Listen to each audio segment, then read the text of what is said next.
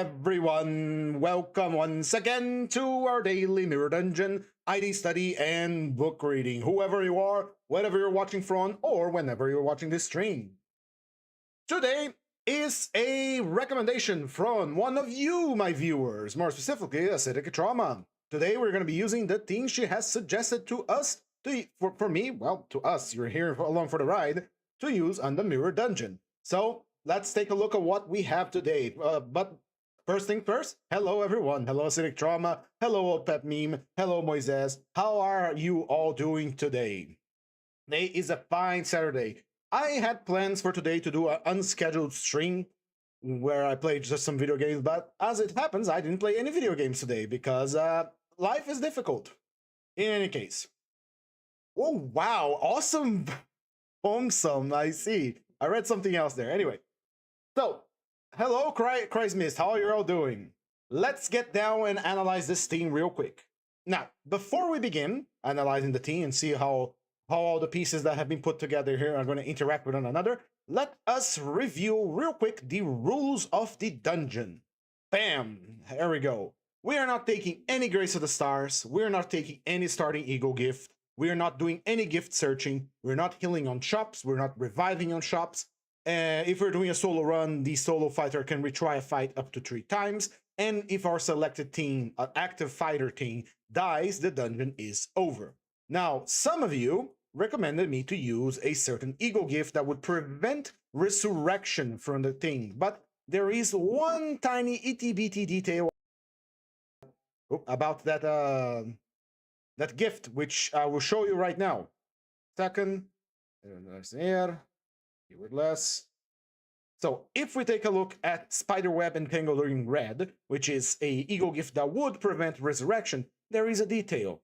If the Blade of the House of Spiders Ryoshu is in the team loadout, any defeated identities excluding Blade of the House of Spiders Ryoshu will not be revived after clearing an encounter. In other words, if we do not have Ryoshu on the team, we do not get the effects of this gift, which we're not getting because we're not searching gifts. So unfortunately, when a sinner dies and when we finish a floor, he's going to get revived. There's nothing we can do about that.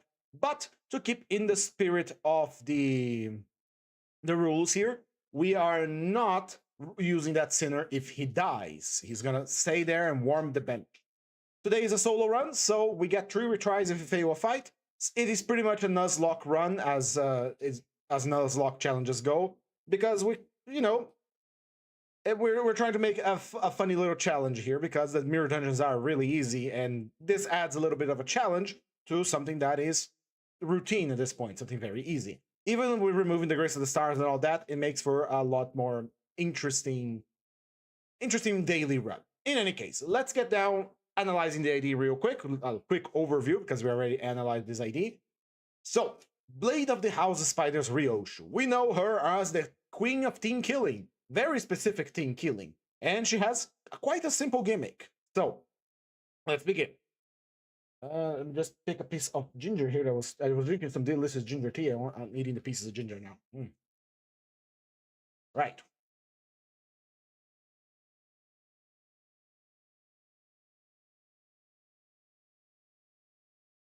Her main gimmick is the fact that she can team kill the House of Spiders and gain massive buffs by doing so. But for every unit that we also have in the loadout that is from the House of Spider. Ah, God. They tried to team kill me. Ah. I tried to speak it, I eat at the same time. Foolishness. She was trying to kill me. She's trying to kill me from the screen. Sorry. Right. So, for every 3 units that we have from the House of Spiders, she increases the max tap of Entanglement, which is something. I'm not sure what it does. We'll see in a moment. And she has something called String Severance, which she gains 1 stack every time she kills a Nurse Father identity, which there are 4, which pretty much confirm that Rodion Valentina is coming out at some point. How does one get all your IDs to level 16 have so much light lunacy to get winning at life? I played this game for a long time. I have like, hold on. As of now, I have 2,800 hours in this game. I done my grinding. Yeah. In any case, her main gimmick is the team killing of the House of Spiders. I'm repeating myself. Every time she kills one with her special skill, she gains a stack of string severance, but only applies to the Nurse Father identity. And she gains a unique buff based on every Nurse Father that she murks with her insta-kill skill. And she takes less damage for every stack that she receives from that. That is the gimmick of string severance. Entanglement is something else, which we gain a minimum and maximum stack by every 3 House of the Spider's identity in our loadout. When this unit takes HP, she has a, like, much like, what's his name? Heathcliff, Cock Heathcliff, and Lord Lou, she has an ability to negate death once, and this is a passive that doesn't require any ego resource to activate, so which makes her very good for soloing. After all, this is the unit made for soloing. So she has one unit, she can cheat death once. Every time she kills or someone else kills a House of Spider ally, she gains entanglement. She gains additional effect buzz on the identity that she killed, and these effects we're not going to be using because we don't have any Nurse Father, but pretty much gives her unbreakable coins, dealing more damage, gaining more poise, inflicting sinking, inflicting burn, gaining the permanent buff from speed and clash power from killing Callisto, etc., etc. She gains a lot of buffs by eating the House of Spiders. But what we're looking here today is not the whole idea of eating the House of Spiders. Today we're running a solo with no backup from the House of Spiders. So we're going to be looking at space-time after image collapse. This gimmick pretty much marks an enemy with Phantom Trace. Whenever you hit an enemy, let's see, you inflict additional Phantom Trace for every House of Spiders that were, devoured. Yum, yum, yum. And if the enemy has Phantom Trace and is the main attack of a base attack skill, we use a unclashable skill called Inevitable Termination as an unopposed attack before we use that skill. So enemies marked, you marked it with enemies marked, you attack him with a skill, you do a unclashable skill before the skill actually goes off, which is very interesting if you use it on a skill tree, which turns this Inevitable Termination skill into an AoE. When we are attacking an enemy that has Phantom Trace, we convert all the coins of our skill into unbreakables, and we gain final power +1. So the base gimmick of this idea, without eating the Nurse Fathers, is you attack the guy that is marked, you gain damage bonus, power bonus, and you use an you can use an AoE or a unclashable attack against that target. Very simple. Just it's kind of similar to the Index, where you attack the marked target with the marked skill. Simple as that. Diffuse Starblade is a buff that she gains that can stacks up to 25 per turn, but it has a maximum stack of 17. And once she has 15 of those, she will use String Connection at the end of the turn. So she does a big AoE once she, gets 50 Starblades, which is basically a timer, since all of your attacks are going to give you Starblade.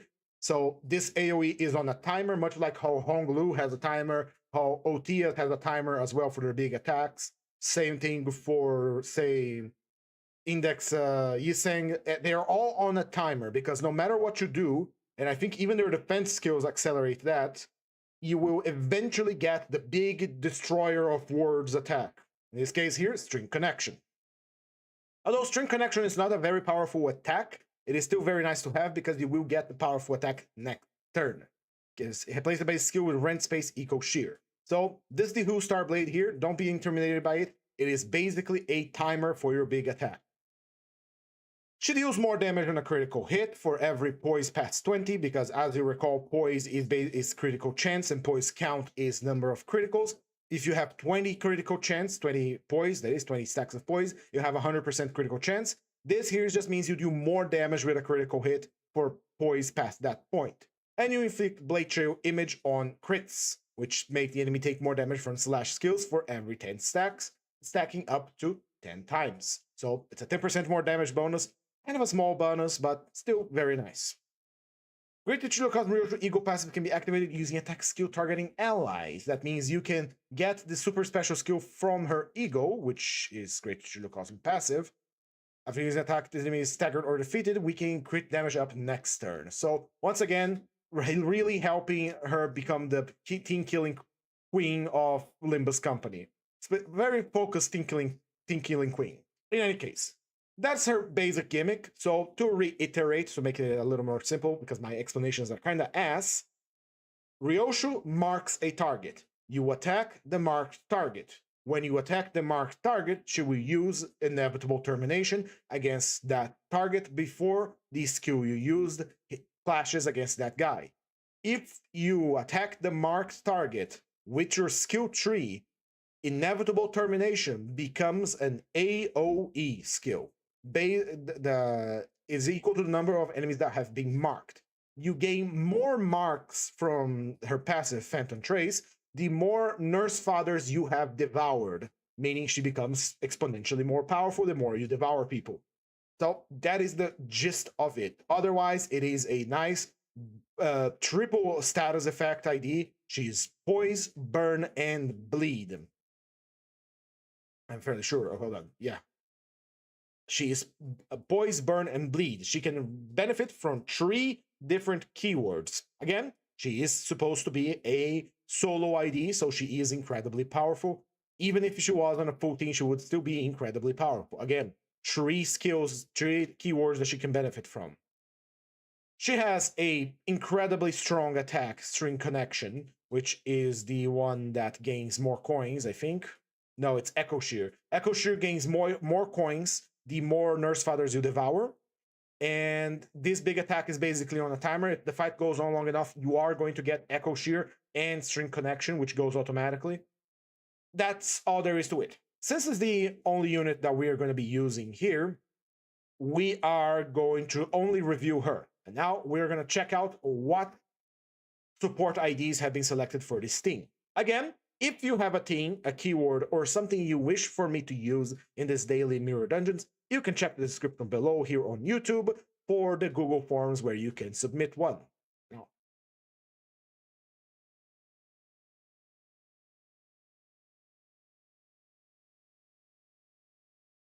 have you guys managed to learn something about the IDs coming out next week? I haven't been able to accept about the Merso Ego. Yesterday we reviewed the trailer and we saw a few sim affinities, but that's it.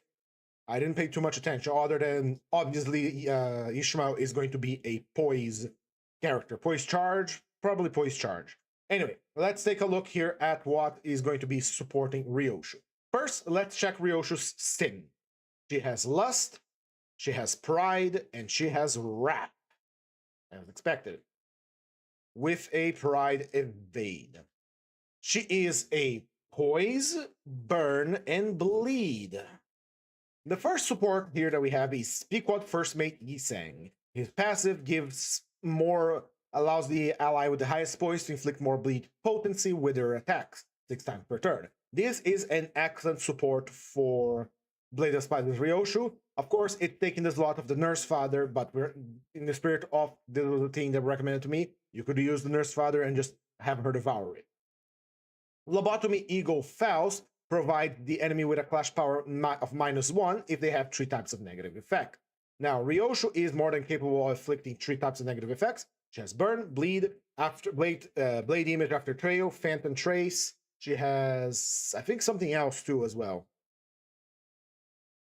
In any case, this is basically a plus clash power for us. Minus clash on the enemy, plus clash for us, the same thing. Blade Lineage Saosu Dawn is providing us with additional poise when using our skills, so she's gonna get more criticals. The Ring Fog Student, Merceau, is providing us with defense level downs against enemies that have 2 types of negative effects, so it's making them more fragile to damage. The Goat Think Tank Gang Leader is here for more damage, and we have here our basic damage combo. We have 20% on head rolls, 20% on head rolls, and 30% against enemies with low health. So damage, and more damage against enemies that are about to die. Kill confirmation, pretty much.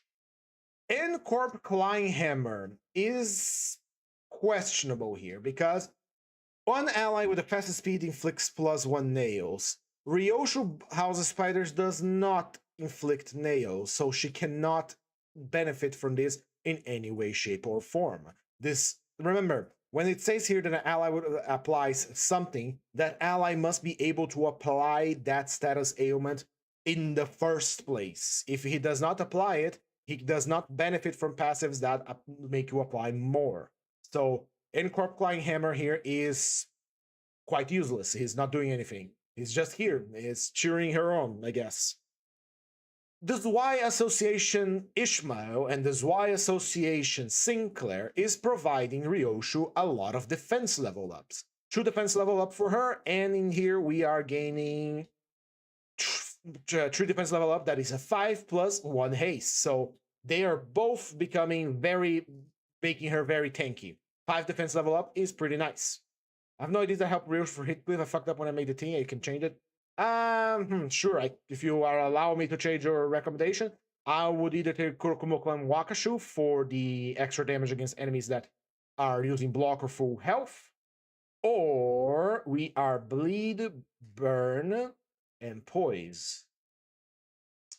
We could take Shi Association South Section 5 with his Resonance to the extra damage, changing our tankiness for more damage, but it's only on a Wrath Resonance, but it is a solo ID, so she will get plenty of Wrath Resonance. So I'll go with Shi Association South Section 5 for the extra damage.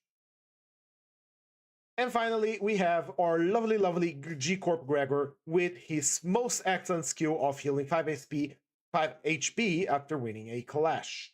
So that is a team we're going to be using. So more bleed, more clash power, more poise, defense level down, damage, tankiness, damage against enemies with low health, and a little bit of health regen sprinkled on top. All right, let's get down into the dungeon, shall we? Now, a reminder, these are the rules. No grace, no starting eagle, no gift searching, no healing on shops, no revive on shops. This is a solo run, so we can retry a fight 3 times if we fail. And if she dies after 3 fights, that is the dungeon over. And we have, well, I have failed as a manager. Here we go. No grace of the stars. Thank you. We are refusing a gift, and we are refusing the gift search.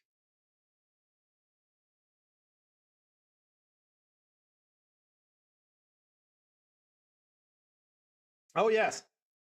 Another thing that I forgot to put on the rules here. We are not re-rolling packs too. I'm going to update that later. So we're not re-rolling any packs. We're not using Starlight in any way, shape, or form. That means if we got to fuse something in the shop, I better be damn sure that I get a 90% chance, otherwise I'm fucked. And we're going to have to select whatever floor pack they give us, even the bad ones. All right, let's see here. Can't make use of this. This would be good for healing. Yeah, let's go get the healing.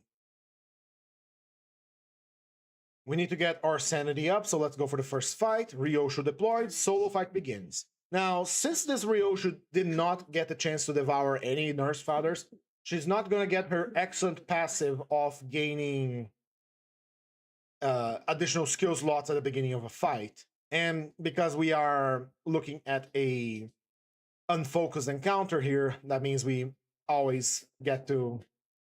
we always target the slowest guy for some reason. And what floor are you trying to go with this? As usual, QMD, this is only floor 5.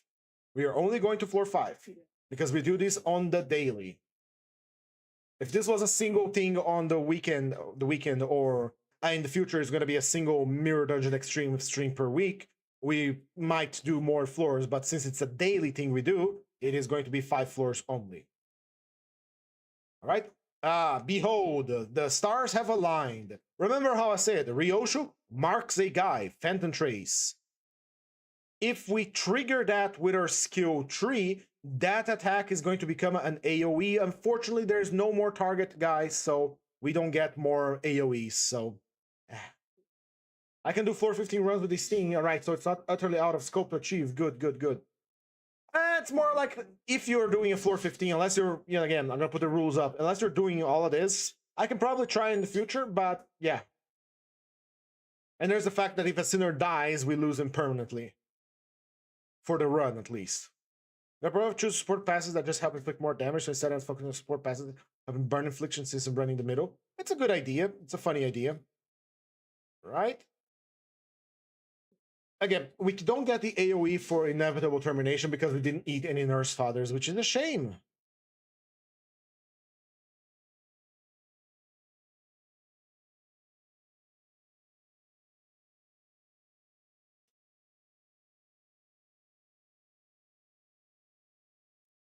One thing that adds, like I mentioned before in the other two streams, one thing that adds a lot of challenge for this is the fact that we don't choose a starting ego gift. Why is that makes it more challenging? Simple.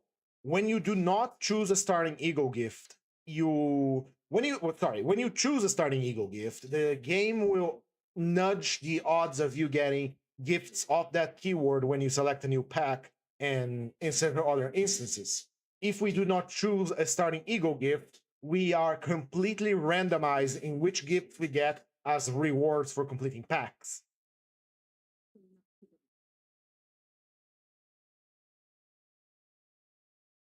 We're out here fighting rats and using ultra advanced techniques.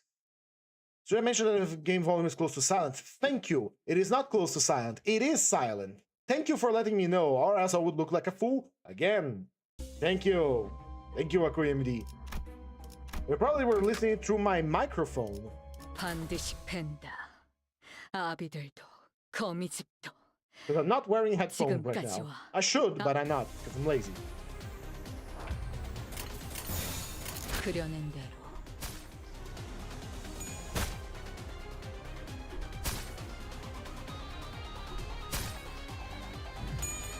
What you lack is the backstreet gang trying to fight the leader of the Arashki. Hey, mob mentality is a strong thing. You see one person walking alone in the backstreet and you have like six burly guys ready to jump and you think you have a chance. What MLP factions are while I play so my games always have. You wrote some words and I will pretend I know what they mean. And I do not want to know any more than that.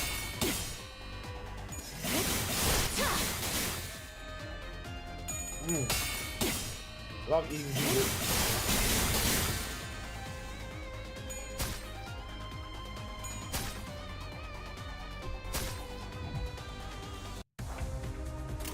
It's a good time to grind your mirror dungeon while I'm doing. Beat the streamer. It's not like I try to set any world record for the mirror dungeon. I don't play like that. Speaking of world records and mirror dungeons, I need to leave the book open, so stream's gonna lag for a little bit as my browser opens.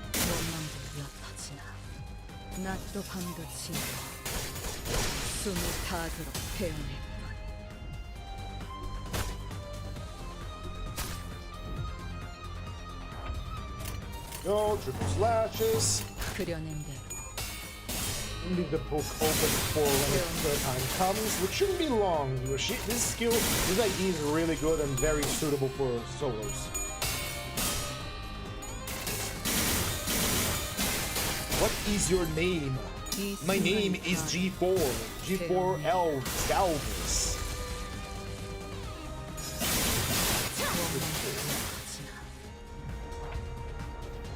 Yo, one guy left. Let's just finish him. Pure lust.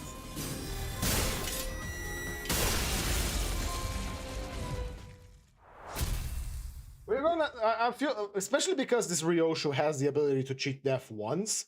And I think we're not gonna have any trouble whatsoever getting to the end of the dungeon, because usually we run a lot of troubles with certain encounters. But I might be speaking out too early here. We're gonna probably almost guarantee to fight Inquisitors at some point, or these guys. These guys have a lot of lead.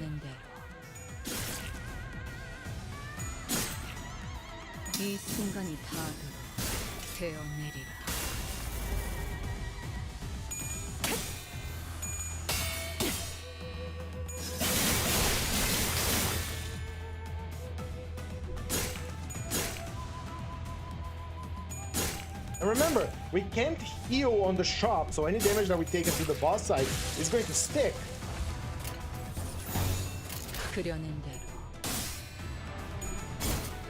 Looking for, what do you think of the thing I came up with? Did I do okay? You did pretty well. If you don't have the nurse fathers, you are good. And though, again, you could basically put anyone else, almost anyone else from... Ooh. Basically anyone else from Heat Fist to help her because Klein Hammer doesn't help. And death. We get to retry the fight. First retry. Again, we don't have any healing of whatsoever, so I did not put a limitation on ego, so I'm going to use an ego right now. I don't like using egos, but they're necessary. And she pretty much generates the resource to use this ego, so we can spam it a lot.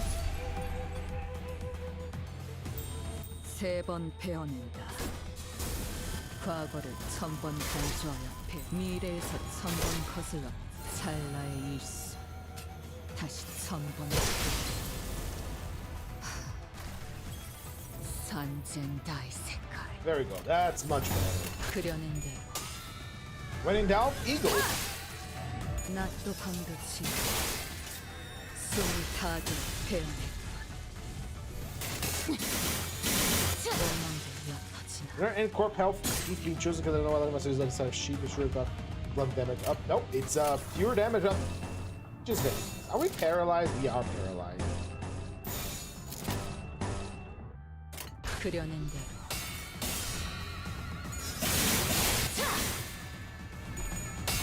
How's her ease a slash ID? She is. And what to call them? Key Association hit clip. It's not. I don't think it's pure slash damage. I think it's damage in general. Deal and take more damage, which is always nice, you know. Let's check here. Where is he? Deal and takes 20% more damage. It's just more damage. It's the same passive for base Ryoshu, but on a Wrath Resonance and on Heathcliff. Hello, Vlistuvius! Welcome back! It's been a while. How are you doing? We're taking a lot of damage now. That bleed is no joke. We still have fights to go, and we have no way to regenerate that.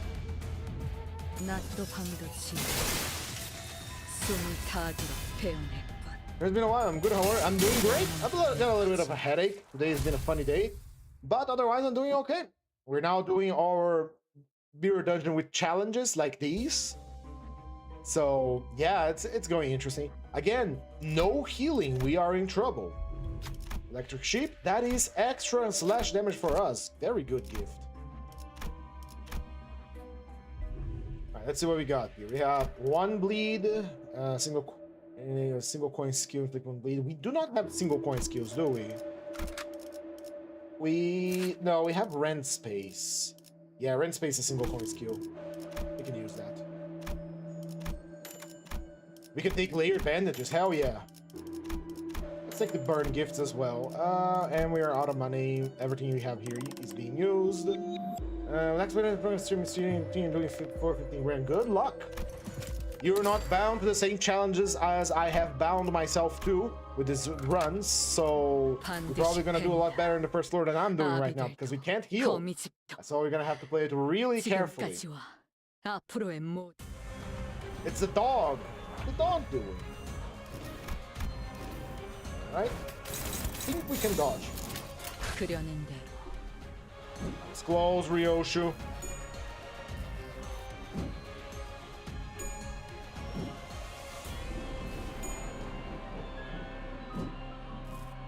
It's so sad. Again, when we use evade, we don't have the sound effects for him attacking us, so it makes this non-noise that is really sad.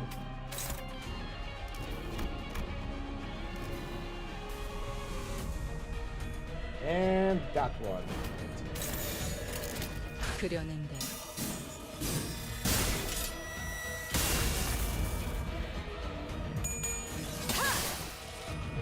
That has been ahead, then you might want to take some medicine while it's about to go down in the next like 2.5 hours. Maybe, probably. Mind if I explain how I do my 15 runs of the Steam setup, etc. If you wish to, I won't stop you. I think we're gonna do okay at 3MD, even if it is, you know, more challenging. That's what I'm looking for, after all. Because the main thing I talked about the other day is that after doing the Refraction Railway, coming back to the daily mirror dungeons makes me feel a little, not upset, but like underwhelmed, because the mirror dungeon was so much fun, and then the railway was so much fun, and when I come back to the mirror dungeon, it was incredibly easy, I decided I need something else to challenge myself. And this is it. This is the method I have selected for. On top of that, on top of the rules I have bound myself to, I also am using 18 suggested by you. I'm over here now. So what is the goal of your MD run? The goal of the MD run is the same as before. We beat floor 5, and we call that a victory. After that, we are going to read a book. Here, a dodge.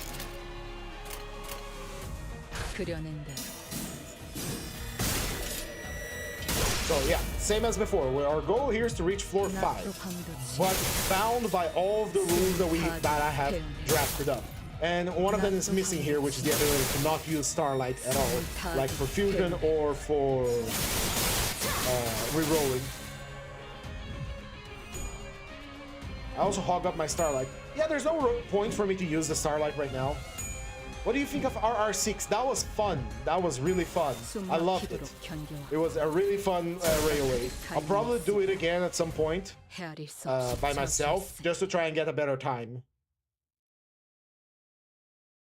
It was really, really fun. Ooh, we got a new subscriber. Thank you so much, whoever you are. Thank you. Let's try to get a gift here. Nothing. All right. All right, it's time to choose our gifts. We'll take the healing because we lack any healing, and we are going to take this as well. This gains us true skill power at combat start when we use something with attack weight, which we do have 1 or 2 skills with attack weight. All right? No, I am not going to crab hell. Thank you very much. Let's see here. We do have bloody gadgets for extra damage. This one for pride. This one for healing at the start. But enemy has to fight. Has a chance to fight this thing. Let's go over here. That one has good gifts. All right, full health checkpoint. Fierce, gloom, and sloth. Ooh, what could it be here? And it's a dangerous fight, so I don't want to risk it. Yeah, let's not risk it. Let's go over here. 반드시 팬다. 아비들도 거미집도 지금까지와 앞으로의. Ah, god damn it! It's them. All right. Well, in doubt, we push your cost them and try to stagger a few of them if possible. They are resistant to slash, if I recall correctly, so this is gonna be a rough one. Oh boy. 3번 베어낸다. 과거를 1000번 단조하여 베어내. 미래에서 1000번 거슬러 찢어. Yeah, they're resistant to slash. This is just gonna be a cool attack. 1000번의 끝.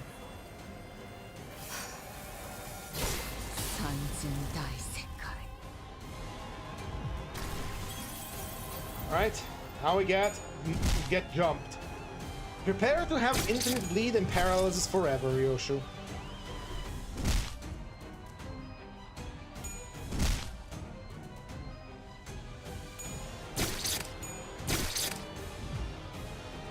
Far so good. No, so far so horrible. This is bad.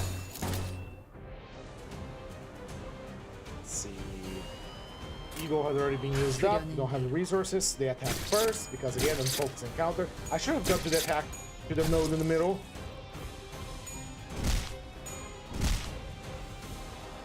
Goddamn Inquisitors.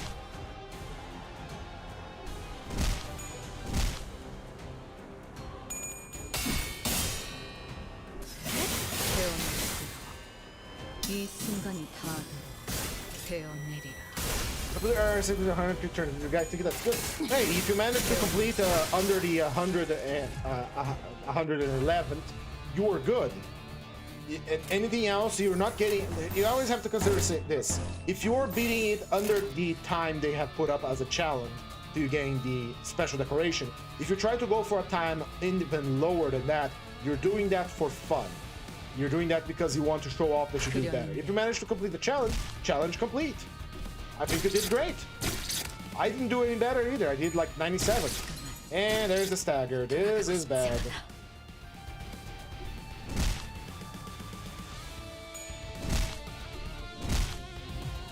We don't recover from stagger, so I think this is death. Yeah, this is absolute death. Or maybe no, she can survive one turn, but then she will be bleeding to hell and back.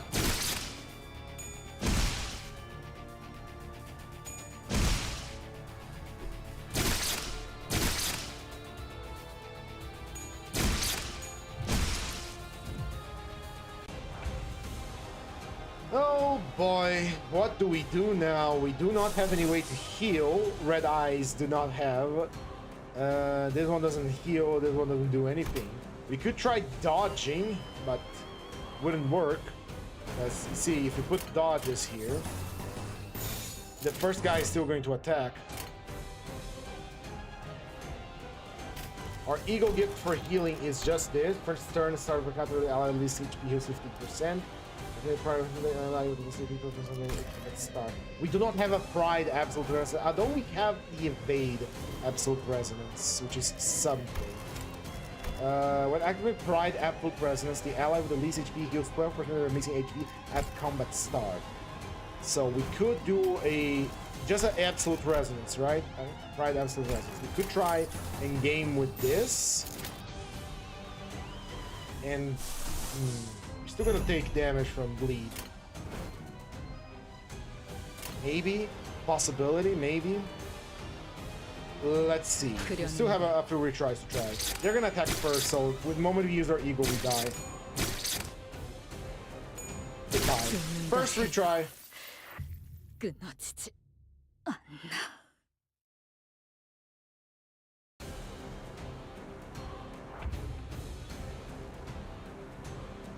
But it's good to know that we have a way to recover some health.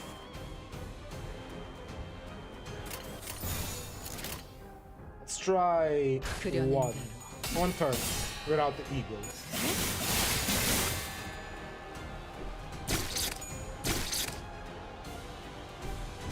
Again, unfocused encounter, there's not much we can do here, so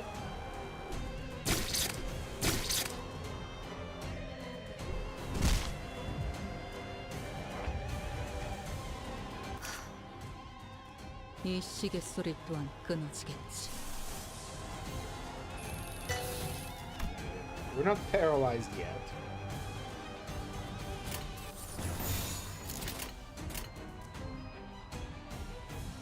Yeah, let's try one more time. Let's save it.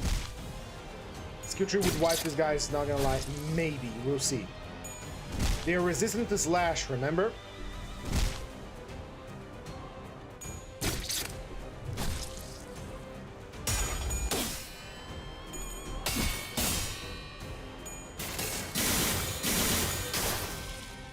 이 순간이 다 Determination. 되어내리라.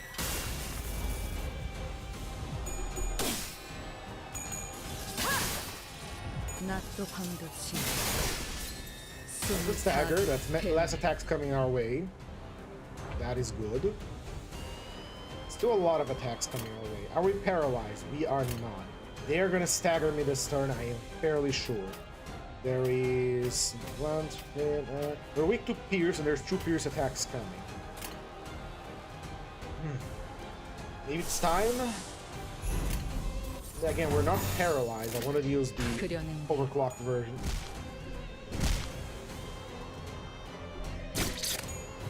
And because we didn't have any Nurse Fathers to eat, our rent space is woefully AoE-less.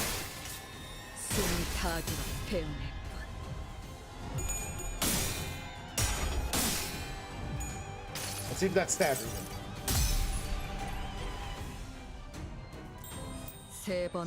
Accelerate. 과거를 1000번 간주하여 미래에서 1000번 거슬러 찰나의 일수 다시 1000번을 산승가의 색깔. Good. 이 순간이 다 But now we're gonna get staggered.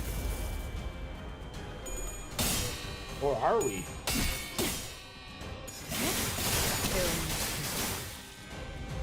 Alright, we're good, we're good, we're good. We are more than good. We are excellent. We could throw in this evade here to regenerate some health from the thing. Yeah, I think I'm gonna do that, but we are paralyzed still. This attack's gonna go first. I want to say something. You kind of look like a yellow Eggman, you know, like in a good way. A lot of people say that. One day I will learn how to make an Eggman impression. I'm just using, you know, the shape search sometimes, but yeah. I hate that Edgehog.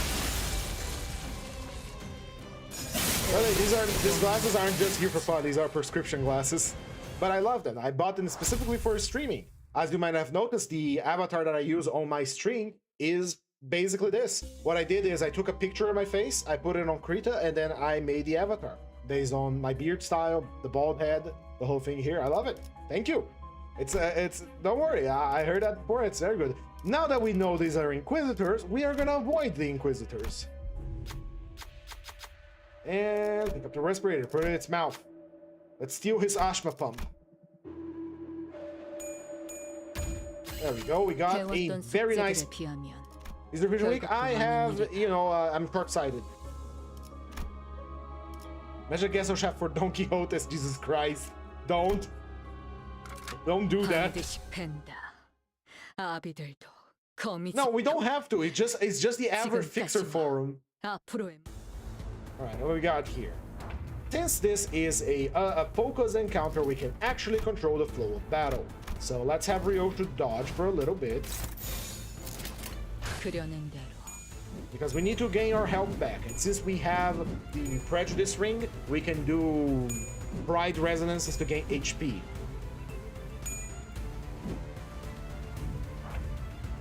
Yes, my beautiful A10 eyes. They will blind you.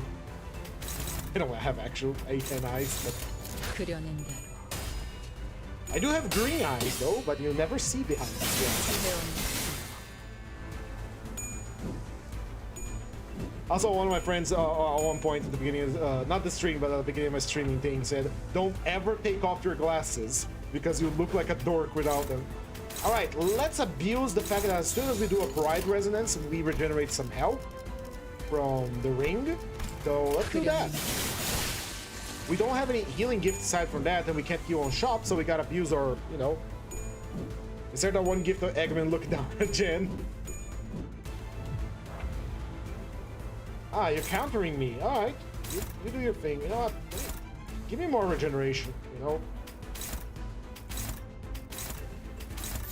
And we can do that every turn as long as we have 3 slots. That is a good healing. I like it.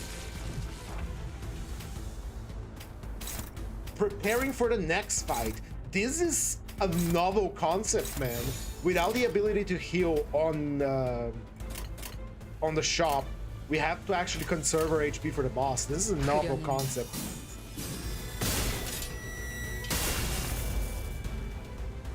It's almost feeling like a video game.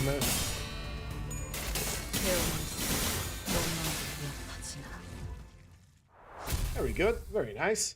I love focus encounters because I actually get to play them instead of watching the enemies just wail on my character. And we got a very good gift too for powering down our enemies. Let's take the here. Oh, speaking of Gesso Shaft.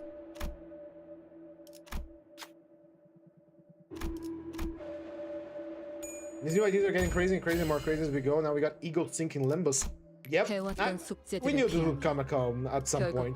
The Ego Sink is too much of a good concept to not use. Oh my!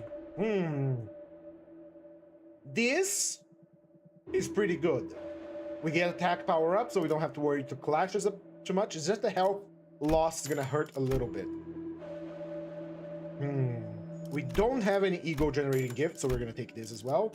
And with our remaining money, we are going to increase the power of the doll or the power of this. The doll is better. What Faust is y'all's favorite Faust?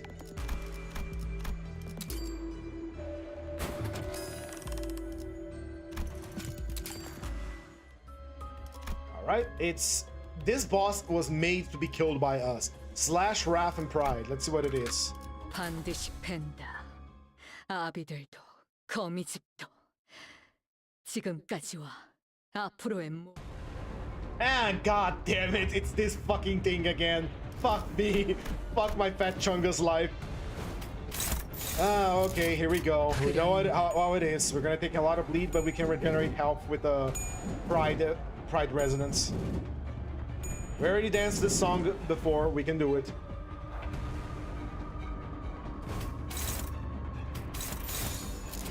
그려낸 대로.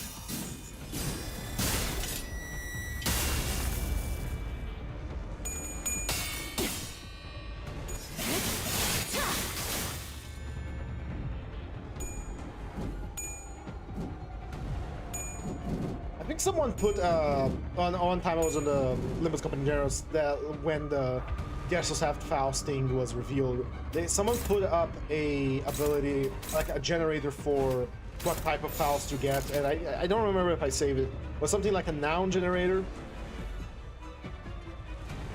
Because it's two adjectives that we add to Faust. Let me try to locate it. There we go, it's right here. Ooh.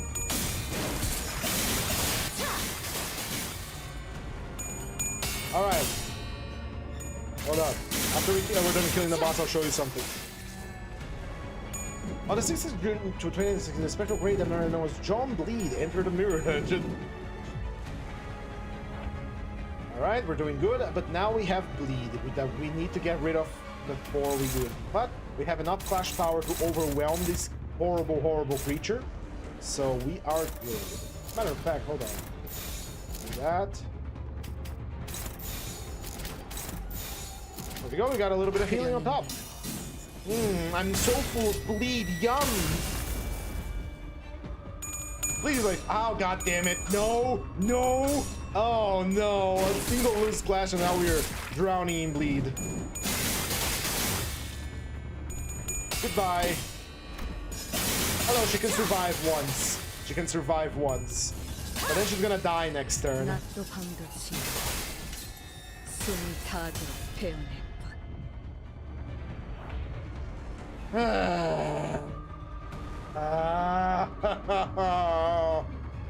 We were so close. We were so close. All right. There is literally nothing I can do. We don't have a counter.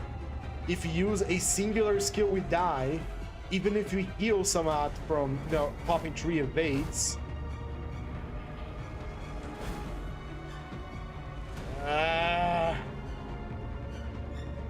Yeah, just do the pride res, but the problem is I can't get rid of the bleed. The bleed doesn't expire. If we try to do something, anything to win, we die. Fiddlesticks.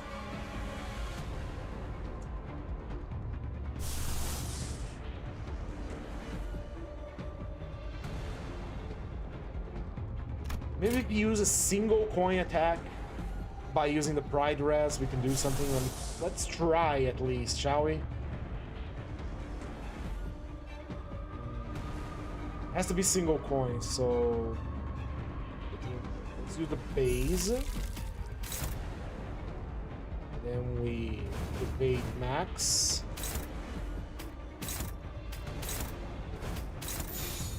I don't think we're gonna heal more than 40 health. She's going to die. 그려낸 대로. She's dead. No, she's not dead. She's gonna survive by 1 HP. 2 maybe.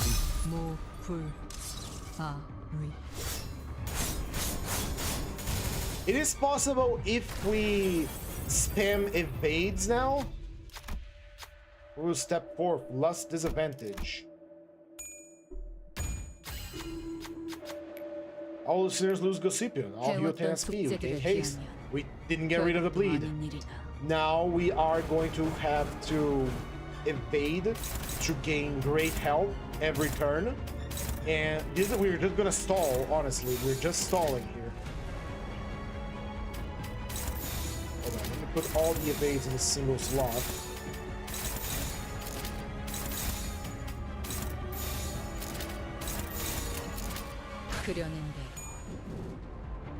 We are literally going to have to evade literally everything and not fail a single clash, because if we do, we die.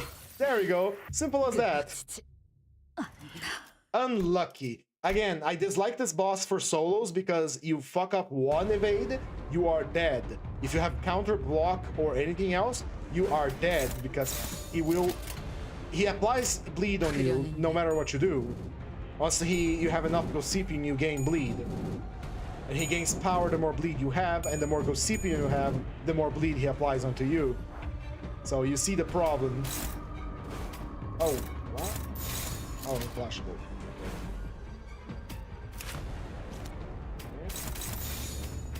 Yeah. Oh, there we go.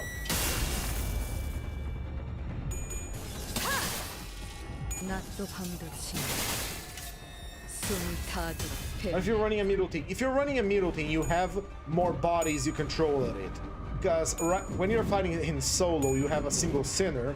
The sinner is going to be the target of every single attack, and if he doesn't have the ability to evade, that sinner is going to bleed to death. But if you have multiple bodies, you're going to get bleed everywhere, so it's not that difficult.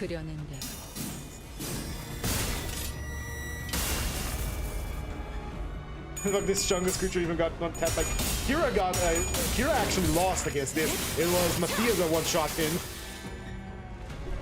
And there we go, we got bleed. But it's not the end of the world, not yet.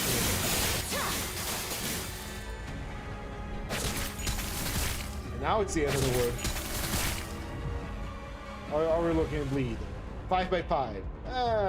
We can make it if we try. Just the two of us. Try to get some health back from Pride Resonance. Sounds about right.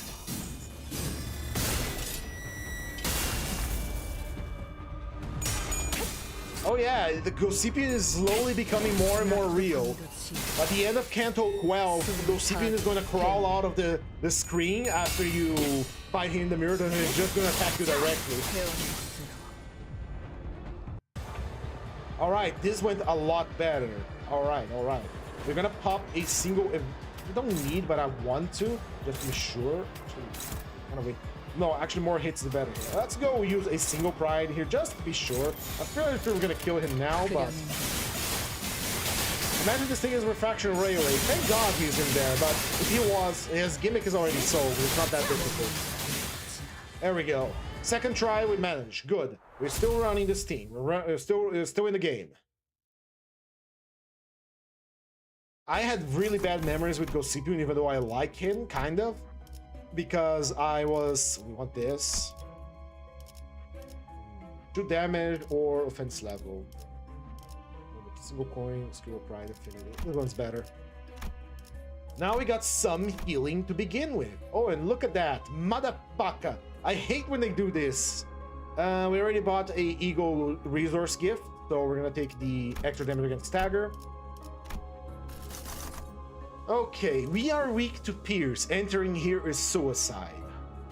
In here, we have a chance of fighting Dombe, which will end our run because she is meant to kill solo runs. We're gonna go Dizzying Waves. I think you go to target max HP. Alright, let's go down here. This creature. I could actually kill this creature, but I don't really gain anything from it. Like, it gives us a tier 3 Tremor gift and a tier 1 Pierce. We could fight it for money. But no fighting. Let's go. You go there, Jane Incinerator. Lupo is here. We could fight Lupo. Let Ryosha go a little insane. 아비들도 거미집도 지금까지와 앞으로의 모든 것. Ah, K-Core. Fuck me. You guys are weak to blunt. Alright. Since there's a lot of you, let's go with Chichilio Call starting with. Just nuke the area. Well, as often, when you're starting a fight, it's better to preemptively nuke the enemy before the enemy preemptively nukes you. me just adjust my 과거를 microphone. 천번 There we go. 단수하여 You guys can hear me all right, right? The microphone is quite sensitive, so I can put it here off screen, and I can talk normally without having... One thing I'll notice on my previous streams, the earliest ones, is that I tend to speak very loudly, and I don't need to. The microphone is good enough. It catches my voice real good. Speaking of microphones and stuff, tomorrow afternoon we have tabletop, and I'm back at being a GM, and I'm so excited for it. And tabletop is happening in the Project New Universe, so ladies. Are you taking the piss? Excuse you, K-Corp? Alright. Tomorrow we have tabletop. Tabletop happens in the Project New Universe. Hope to see you all there. But since it's a tabletop stream and I will be GMing, I won't be able to, you know, reply in voice, but I will try to reply in text. Are they taking the piss on me again?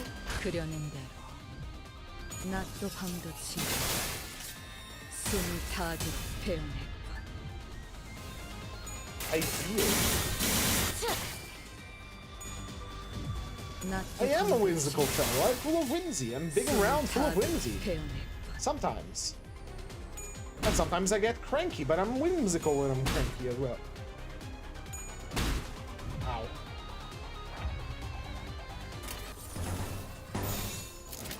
How's our health? I could do for a little bit. And you sing PNG tuber, what do you expect from me, man? I consider doing PNG tubing at the beginning as well, because I figured out it's really easy to do it, and I attempted it. It was very easy. I attempted with my own face, mind you. I took my face, I made a few frames of my mouth open and closed, as if I was moving in low frame rate. It was okay, I could have done better, but at the end of the day, I decided not to do it. Don't know why.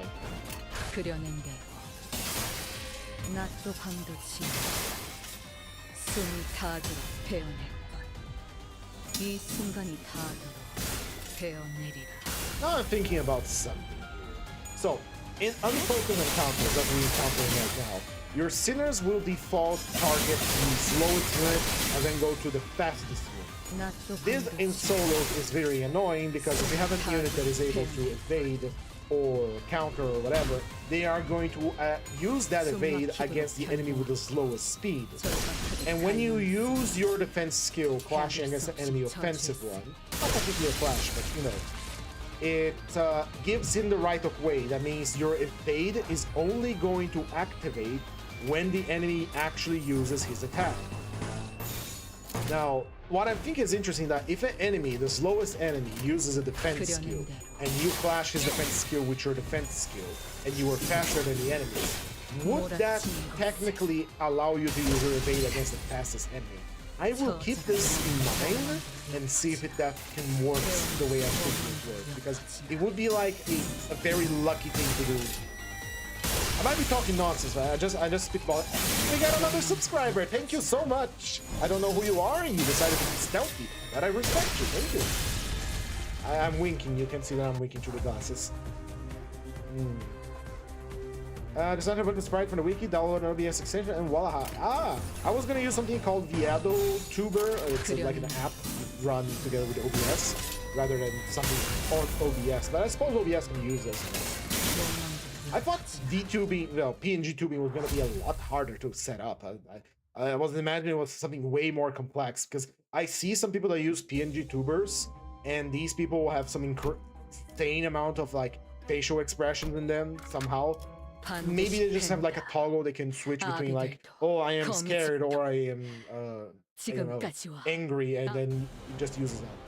Oh, look at him! It's him, the frog! Mr. Sad Frog himself.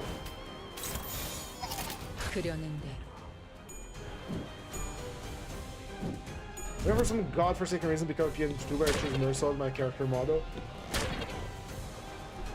Alright, yes, keep hitting her, keep hitting her. Keep lowering that sanity. Come on, you can do better than that.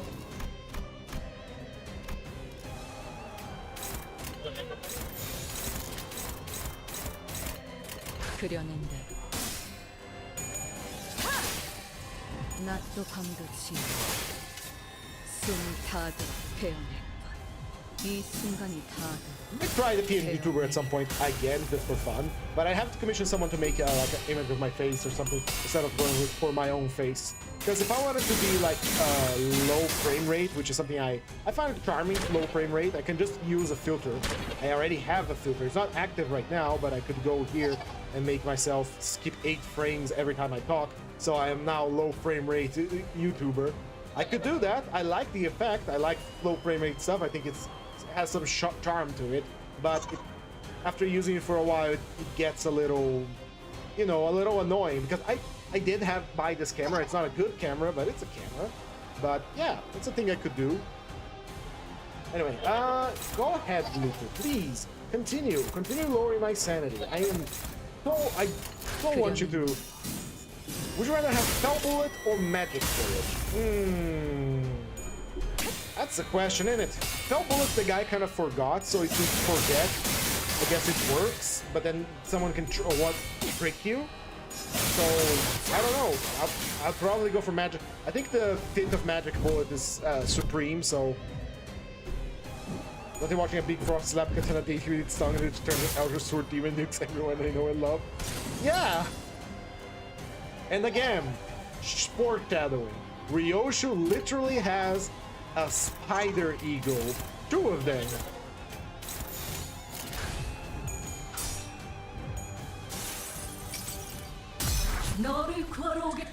Turns out no one came to save you. Fucking foreshadowing from the beginning. Like, I don't know when she got this eagle, but ages past we already have foreshadowing for this stuff.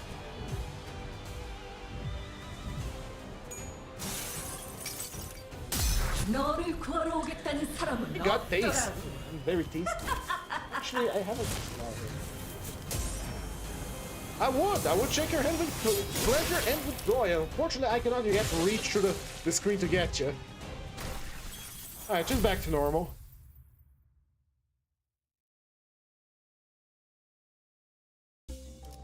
Right, we got some useless gifts. We're gonna go up here, see what we got. Ah, free level up. Level up, please. Ah, shit. It's gambling time! Can we trust Honglu to level her up? No, we can't. Damn it, we lost the level up.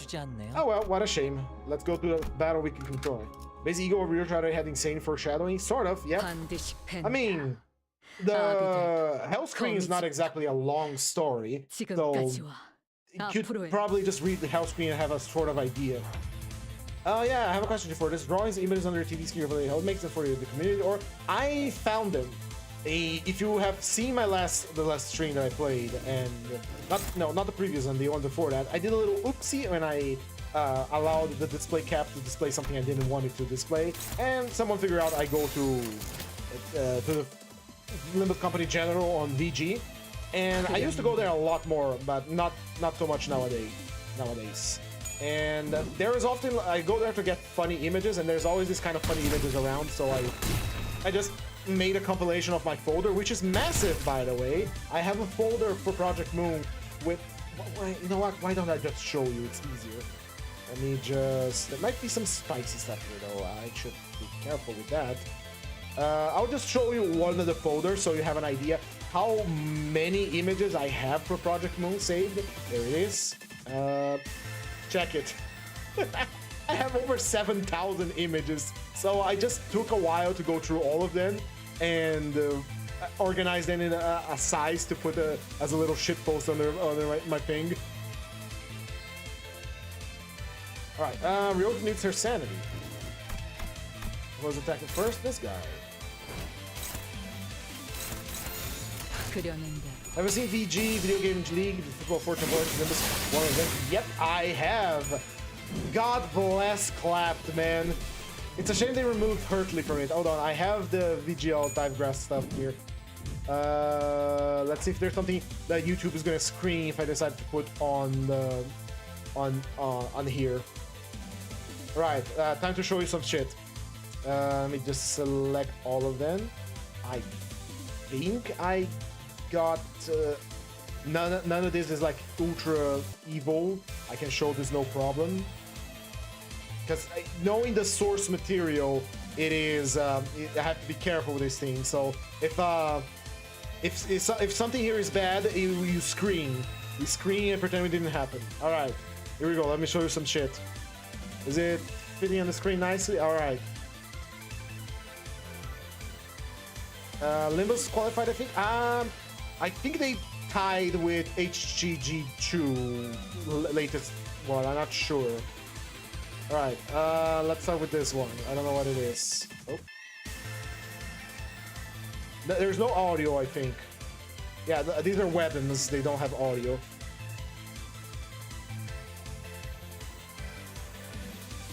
No, that's there's Dante when he was on the VG.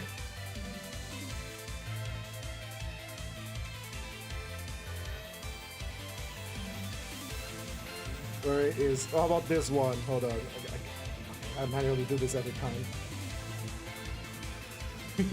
It is so lovely. I fucking love it. Yeah, Ship and Monzo is there.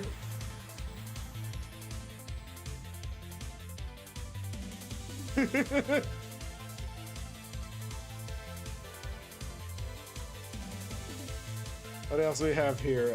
I'm very scared to have this thing play on automatic. Yeah, in the middle, just fucking destroy someone. Hold on, go back to that one. Okay, hold on, this is better. Yeah, I don't have to do this manually every time now. The middle never forgets. Here we go.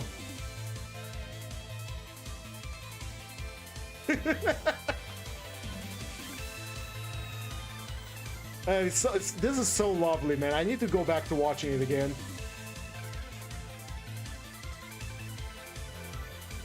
What else we have here? This is VG and B versus B. We're gonna look at that.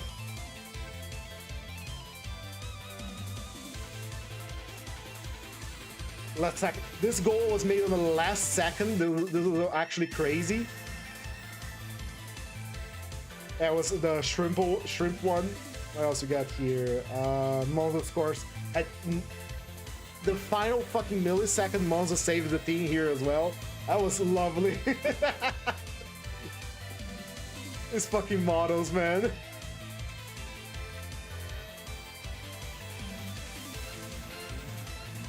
Anyway, back to Limbus. Back to Limbus. Come on. I can live all day looking at this shit and reminisce about it. I did promise my friends we were gonna watch Parkour Civilization 2 while drunk today, so. I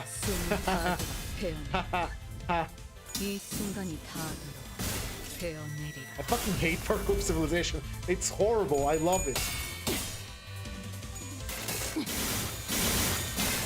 Let me just check these images here to see if all of them are good to show on screen. I'll show you some more streams, some more images that were made for the VGL. Great images, by the way. They all look good. Nothing spicy or evil that I can't show on stream. Maybe, except maybe these two.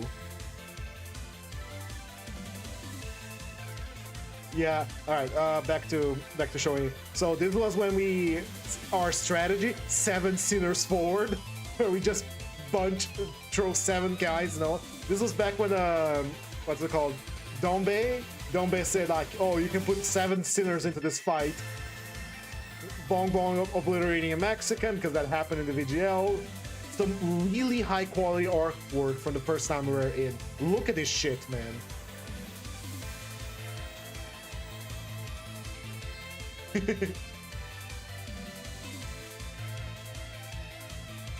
Ah man, that was so good. What the hell? Oh, I left something running in the background. Oops. Look at these, man. This is so high quality.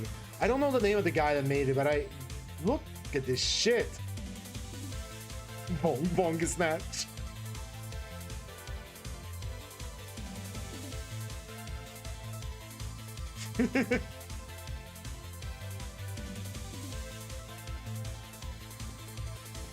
Ah man, I'm getting nostalgic now. Charon, again, more good shit. More of that good shit.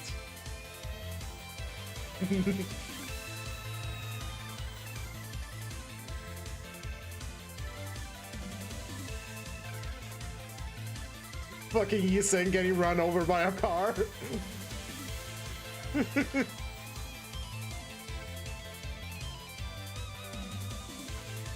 Alright, before we focus back on Limbus, let's do one more. Let's do a quick tempo, shall we? Let's do a quick tempo before we continue.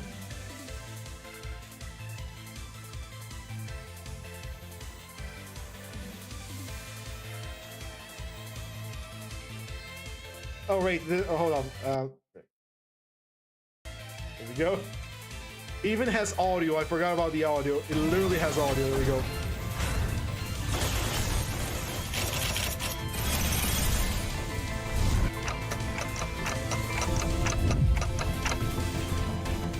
It's so lovely. I love it.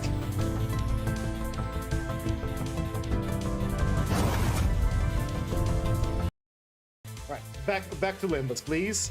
Let's not get too sidetracked here, because I could get sidetracked and talk about it forever, man. I love Project Moon and I love playing their games. And again, I'll play LobCorp and Library of Ruin at some point again in the future. Do my replay, redo my pilgrimage of the older titles. And prove for once and for all, LobCorp isn't that hard. Come on. Just needs a little attention. Only Day 49 and Bina and the Red Mist are difficult.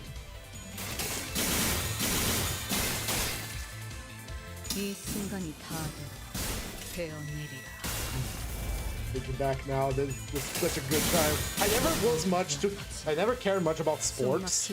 I'm not a sports ball kind of guy. The only sports I care about was sword fighting, which I used to do a lot of sword fighting, but then I fucked up my knee. I got both ligaments snapped, and I got a wound. I don't remember the name of the wound now.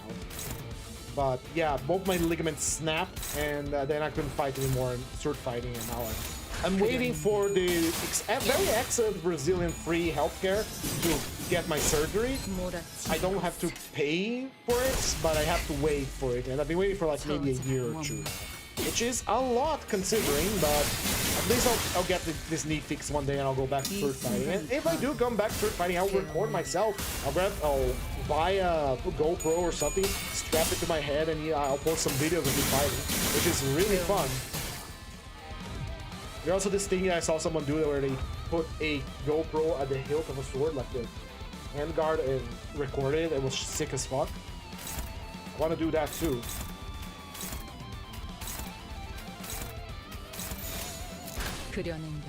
High quality shitboats are the best, yeah.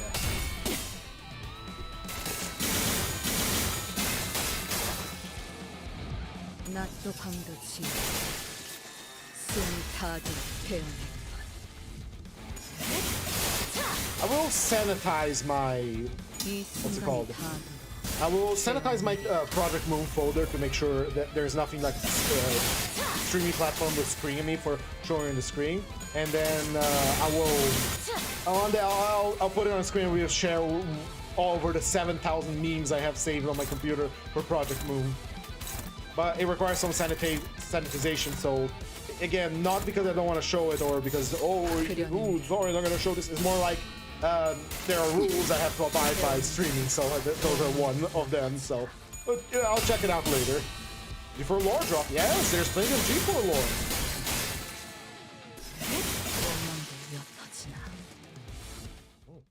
Did I run out of ginger slices? I did run out of ginger slices.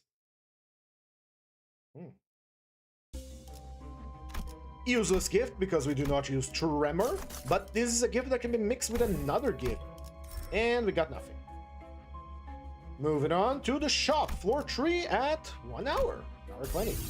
Let's see what we got. We got Burning Intellect, we got Horseshoe. Those are both good gifts for us. We can't use the overused Whetstone, although I would love to use it. And we got Ashes to Ashes, which is very funny considering we're using Ryoku. Elytra, let's fuse some gifts. We cannot get the tier 4 fusions, but we can get a tier 4 specific. We already have Zippo Lighter, so we don't need this. We don't do Rupture. Let's hope for the best, and we didn't get it. God damn it. God damn it. But I'm feeling lucky here. There we go. Clear Mirror Calm Water. That is going to make us very, very powerful. Can we get a good slash one? I don't think so. We don't have enough materials unless we sacrifice some higher goodies, but that is foolishness. Let's get ourselves 3 Miracle Water upgraded so we get that very, very cool offense level up, which is more damage and more clash power. And we're out of money. Ryoshu is looking mighty healthy. Enemy is weak to slash and lust, so we are gonna do very good. 반드시 팬다. 아비들도 거미집 Let me get one of my old swords to show you if you guys want to see. Hold on. 앞으로의 One 모든 nearby 것. here. So, first things first, when I say sword fighting, I am Brazilian, and by being a Brazilian, money is a foreign concept to me. I don't have a lot of money at all. And so when I say sword fighting, do not expect historical European martial arts or full plate armor or anything like that. Those things require a lot of money that I do not have the ability to. What I practice is, as I have been told, is called buffering. Buffering extends to... what's it called? Alright, LARP. Everyone hears the word LARP nowadays, but the word LARP has been co-opted to mean something that it does not actually represent. A LARP basically means live action role play. Usually when you play a role-playing game, you're usually playing a tabletop role-playing game. You know, with miniatures, dice, character sheets, and etc. Some people decided, hey, I know a bit about cosplay, or I think it would be cool if we... what if we took the characters from the table and we dressed as them? And then we made our roleplay a live-action. That's cool. That's live-action roleplay. That's a LARP. Some individuals said, hey, well, what if we, instead of just role-playing as the characters, what if we fought as the characters too? We made some weapons, like made of foam, etc. And then we hit each other with it to simulate the battles from our stories. That's cool, right? That's cool. All right, let's do that. And that's live action roleplay. But then some of these individuals, they say that's I kind of like the sword fighting, but I don't want to pretend to be a character, you know? I just want to fight. So what if we took the idea of these foam weapons and separated it from the roleplay and I just want to fight with the full foam sword. I just want to hit my friends with the foam sword. And that became buffering, swordplay buffering. Now, the sword is not entirely made of foam. The sword is made of, at least the ones I use, they are a PVC pipe. And then you get a pool noodle on top of it, and then you cover it in duct tape. That is the simplest way to do one. You literally get a pool noodle, preferably the ones that have a hole in the middle, a PVC pipe, stuck that thing in there, cover it in duct tape, and hit people with it, like a club. Hello, Rachel. Do not attempt to activate me, please. But anyway, hello. This is your first time on the stream. I welcome you. Despite initial impressions, I welcome you. In any case, the basic one to make it is literally just put a pool noodle in a PVC pipe, cover in duct tape, and hit people with it. Buffering, swordplay buffering, does not have any safety gear. The safety gear is the sword, it's the weapon itself. It is soft. You hit someone with it, it doesn't hurt, unless you put like enormous amount of strength in it. The verbal stuff doesn't deserve to be recognized by G-host, thank you. And no, that doesn't deserve to be recognized by anyone. That is primordial brain rot. That is the cause of all our problems nowadays. Now, this wouldn't be very good to get, but we have to fight Dongrang for it. Dongrang is fine, I think, to fight. He died, but he left behind seeds for the future. Let's go fight Kim. Let's go fight Kim. Let's go fight Kim because he became relevant again. Just before I go fight Kim, let me go grab one of my weapons, see if I can show you what I'm talking about. One sec.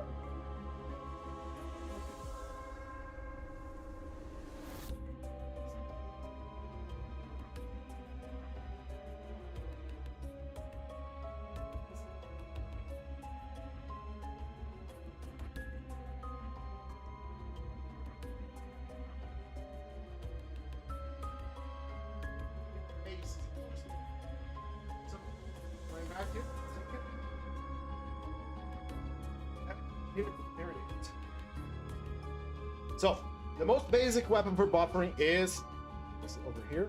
This one. Let me try to zoom out. This is a PVC pipe.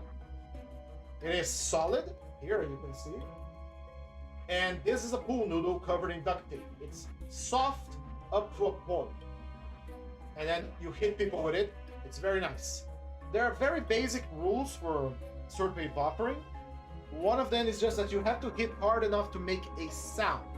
In other words, as long as you hit the enemy with enough strength to make a sound, you are good. It counts as a hit. It was my main weapon. It is a big ass katana. It is quite a big katana, as you can see. It's a two-hander. Again, this is made with PVC pipe and foam. It's soft but solid. This one in particular has 3 PVC pipes inside of it, so it's really heavy, really solid too. Just the way I like my weapons. Let me go put that back.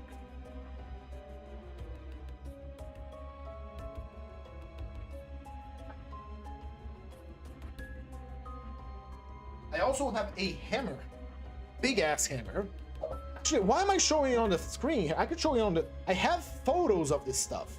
Hold on. Let me try to locate my photos here.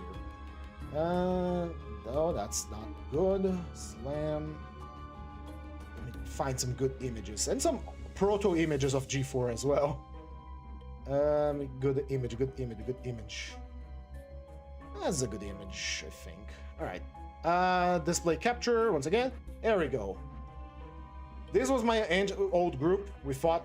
Again, this is a bunch of nerds just hitting each other. So swordplay buffering didn't have rules like you have to use any specific martial art or you have to use specific moves. As long as this attack connect to your enemy with enough strength to make a sound, it counts as a hit. So most of these people here don't know I'm streaming. Here is me again with a full head of hair. Look at this handsome fella. Look at these nerds. Look at my mace. I love this mace. I still have this mace. Ah man, the big hammer here again. Look at that shit. That thing is heavy, by the way. It's not like none of these weapons are super lightweight. Despite the fact they're made with foam and etc., they are heavy boy weapons. They're not, you know, lightweight stuff. All right, enough of that. Insane lore drop, yeah. I look at this very fondly because I miss it. Like I said, it's been like maybe 2 to 3 years since I last put my feet down on a swordplay training field and, you know, get to fight. I look at it with very nostalgic eyes. Here we go. Back to Limbus before I get sidetracked again. Although I love getting sidetracked. Getting sidetracked is fun. It's how you get extra XP to beat the final boss, you know? If you do enough sidetracking, you get so many different skills, you reach the final boss and you obliterate him. Because you're over leveled.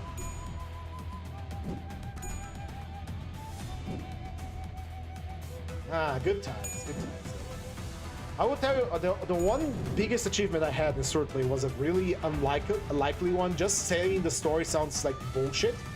So, back when I was a young buck, and I was maybe 24 years old, 25, you know, kind of young. 31. So when I was like 25, 24, I was part of a much bigger group for swordplay, and the guy was organizing clans inside of that group. And he said to me and my friend Vin, hey, if you want to join my clan, you're going to have to do a deed of valor. And I said, all right, what's the deed of valor? What do we have to do? This is bad. Can't be losing health here. All right, what's the deed of what we got to do? All right, for you to join my clan of elite warriors, he was LARPing a little bit at that point. You are in the next battle, which is, I think it was 20 versus 20. In the next battle, you have to score 10 kills. And your friend here, my best friend Vin, also has to score 10 kills in a single battle. In the battles, certainly, if you die, if you get hit, you don't get... I'm getting distracted and I'm losing a battle really badly. We're gonna die. There's too much burn. Anyway. So, in the swordplay battle specifically, if you get hit in the chest or 2 times in the arms or legs, you are dead. You go to the sidelines and wait for your turn to come back. We are gonna die from burn. This is horrible. I fucked up. I fucked up real bad. But it's burn. Burn is easier to handle. If we kill, we get health back. If we do a resonance, we also get health back. Which is exactly what we're gonna do. These guys are hitting quite hard. Nope. So, if you die in the battlefield, you get taken out, and you wait until the battle starts again so that you can... Why are you rolling an 18, brother?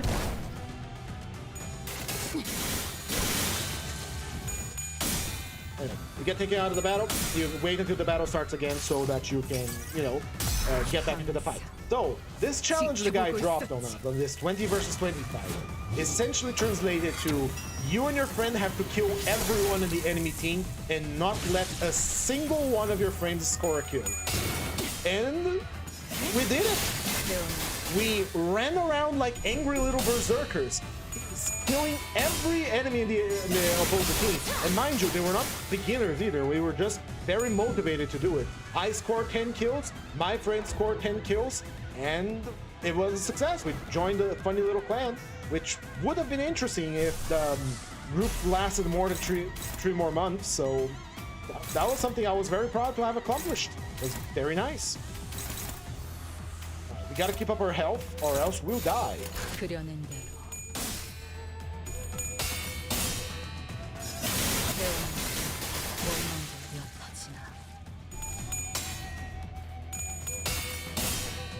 I agree to Ryoji, but his comments will be lost in the chat. No, it won't. It is now has been immortalized by my voice. And I will say this to you. Not bad. Yeah. I certainly see the appeal. Ryoji is very attractive. But I wouldn't use goon. I wouldn't use the word goon. I only use the word goon when it refers to like lackeys. You know, I have my goons to help me. It does not mean I have these guys doing horrible things that I shouldn't speak about. Goons are guys that help you. I hate that the word has been co-opted. So many good words have been allowed to be co-opted into other things, man. I hate it.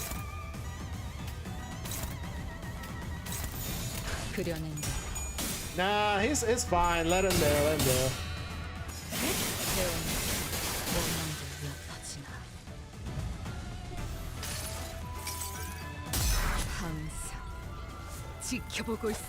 Get your health back, lady.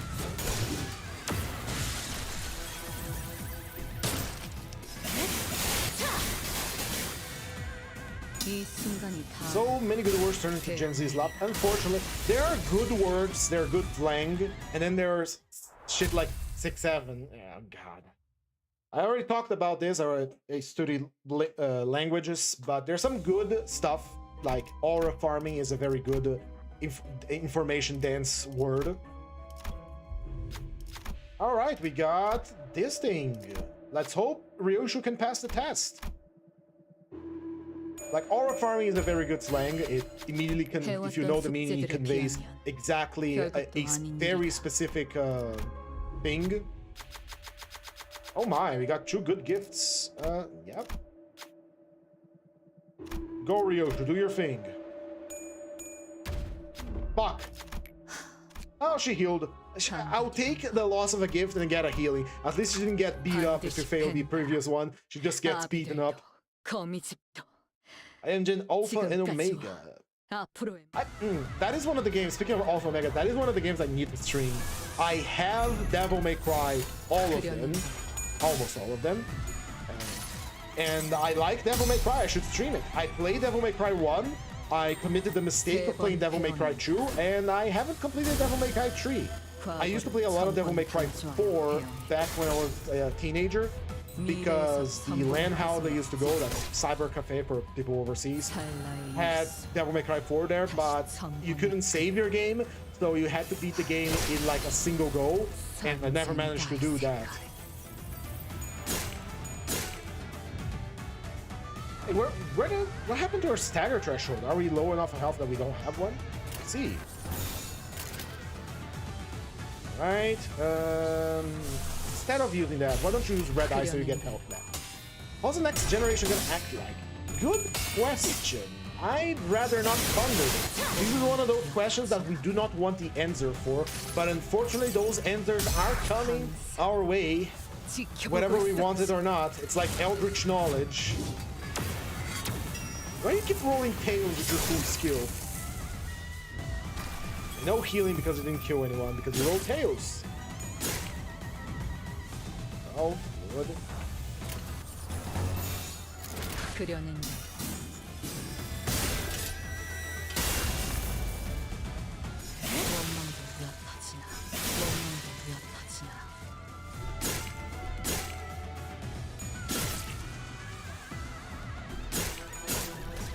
The animation for the Kurokomo goons is very good.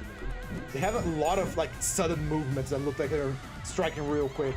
That's the thing they did in Library of Ruin, and they do in Limbus too, because they're not really animated, they are just sprites, and they're like, they go from point A to point B, and they do this, the effect to look like they're attacking real quick.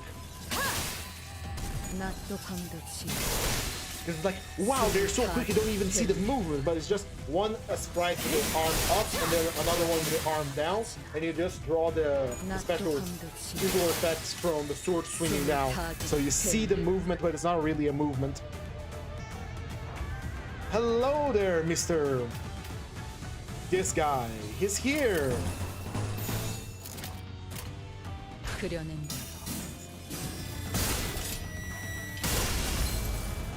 David, I could have used the eagle to regenerate health from him. Oh well. Humanity will not be extinct for a long time. We are resilient little ticks. It's easy to see like, oh, we're too reliant on technology or whatever, but no, we're resilient little fucks. We're gonna live. We're gonna live forever, despite how bad things would get.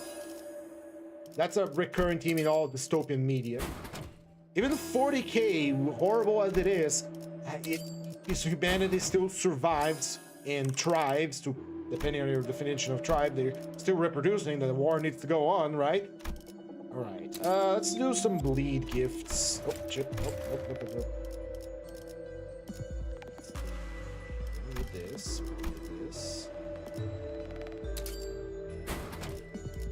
That's good, that's good. Well, what else can we don't use? We use everything that is here except this one. More enhancements, please. Let's go for Ashes to Ashes. That's nice. And a little bit more bleed. There we go. That's pretty good. Wish I had some more healing eagles, but that will do. Many to make their own do, making the usual task easier and easier. I mean, that's what everyone says. That's literally what everyone said across time and space and history. The same thing was said about, say, alright, time to face off against Big Boy himself. Same thing was said about the letterpress for books. Same thing was said probably about certain tools. Same thing was said about cars. Same thing was said about machinery. It's just that we live in this moment right now.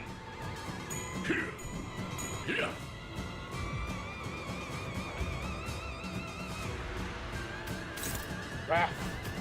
Hit him with the Wrath attack. Actually, no, hit him with a Pride attack. Consuming his know everything, whatever reason, trying not to blow it up and raise everything. I would say, even if you do blow up the sun, we still would survive somehow. One of my favorite, I never played it, mind you, so I'm only talking about the... what's it called? Just to talk about the review I watched, Arx Fatalis has one of the coolest plots I could think about. It is a medieval fantasy game, but the plot is something like this. One day the sun went dark, and all the races of the world colluded together to say, alright, this is kind of fucked up, we gotta survive. Everyone moves underground, and life goes on, even with the sun going dark. The reason why the sun went dark isn't some evil god or prophecy that said everything was going to go to shit at this exact time. The reason why the sun went dark is because an asteroid field, a dense asteroid field, was passing between Earth and the sun. And so eventually the sun would come back. Right? We have 4, you have 5. Let's dodge to get some health back and then collect against you. We are ready. Oh, that is a red coin. Huh? I think we can dodge that. 그려낸 Spirit Toilet defeat dancers instead one thing that requires too much fun and then also only brings their head left. Again, I haven't watched it. We can judge the book by its cover all we want. I haven't watched it. I don't intend to watch Skibber Toilet. But if you liked it, brother, more power to you. But I'm not going to watch it. I haven't watched anything from Glitch Productions either. It's not my interest, honestly. I have a friend that really likes the Amazing Digital Circus. He went to the cinema 2 days ago to watch it. He said, "You're doing your dodge! You should have a dodge! You didn't fail the dodge!" Had to put the... I forgot to dodge unbreakable coins. You have to put the dodge on top of the unbreakable attack. Which is fine. Took a little bit of thinking, but it's just fine. And guess what, Mr. Ken? We now have 5 slots. 5 slots that we can clash against you. And look at that. It's all dominating. And look at that. We have Slash Pride.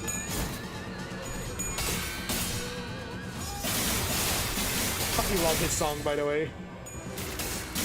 If you do watch Skibbity Toilet and you lose your status as a human, the rest of my case. Oh, it's like Emo Cap just sucking your soul, but through a screen, and the guy has a head of a TV. Now, let's not judge too harshly about the guy having a head for a TV, because that's the only striking imagery that I remember from Skibbity Toilet, besides the Gmod, G-Man head on the toilet. We literally play a series that has a guy with a clock for a head. Object heads are not a new creation. But again, I've never know anything about Skibbity Toilet other than the brain rot stuff, so I'm not gonna be quick to judge, but still not gonna watch it. Yes, yes, my baguette. All right, let's see here. Rusted Hilt, final power. Material interference, offense level. This is all bad. We take this. These are pretty much canceling each other. This is giving us slash power up, and this is giving enemies final power up. This is canceling each other. This one is very good for bursting the enemy's health, but it's giving them 1 base power.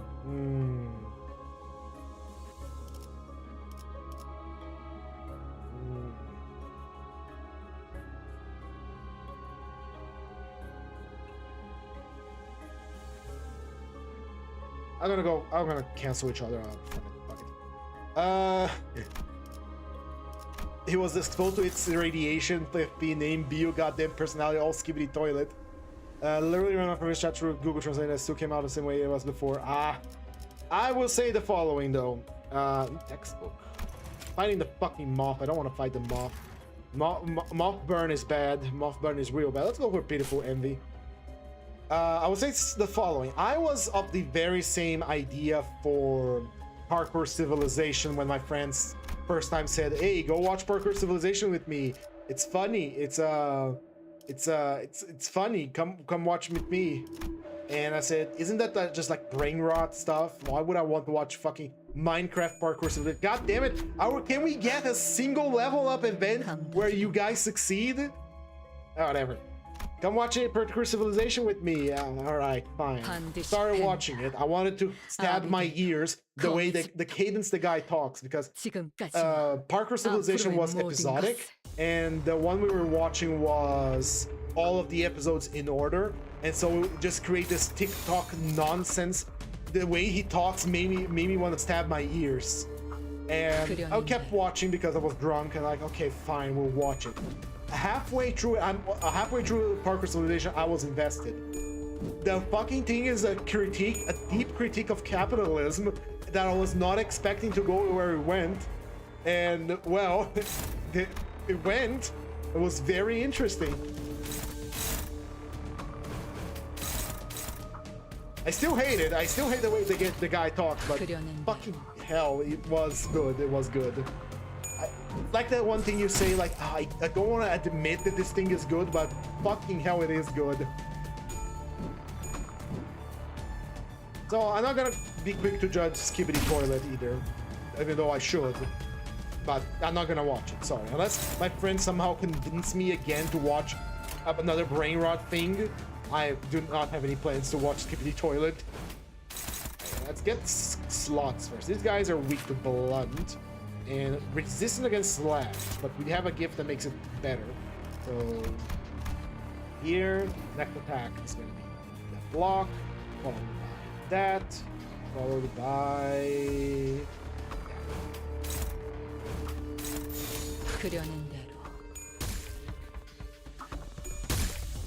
Oh, we're paralyzed, fool that I am. We lost all the evades. This might be a loss, honestly. Oh, don't stagger me. Okay, we're good. How are we in terms of paralysis? We have a single one. We could do a red eye overclock, maybe. Can't overclock this one. We can do an red eye overclock.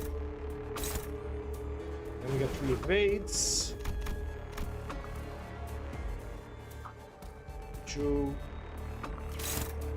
Here. What's the other evade?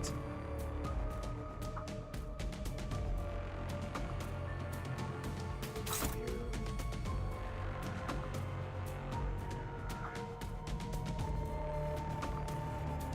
1 second, I'll reply to you guys. What's the next thing? Bloodthirst for his 2 generous for the 5th call friends inside of Gen Alpha. Maybe Gen Alpha. I am not innocent of certain things. I have seen many things in the internet. At 31 years old and raised with the internet, I have seen plenty of stuff. I have a very special folder saved on my computer called the Landmine folder, where I saved the most horrible things I have witnessed. And whenever a friend pisses me off, I take something from that folder and show it to him. Oh boy, she failed to evade when she shouldn't have. Are they bleeding? Not yet. But the stagger is here and we cannot do it. Oh, she's dead. Retry. First retry for this fight. Well, 4 GB in my phone isn't that much, 4 GB, but I still something in peakness with those 4 GB with capital letters in the number. Peak, I see. Let's try again. We gotta evade until we have slots to properly clash. So we're not resistant to blunt.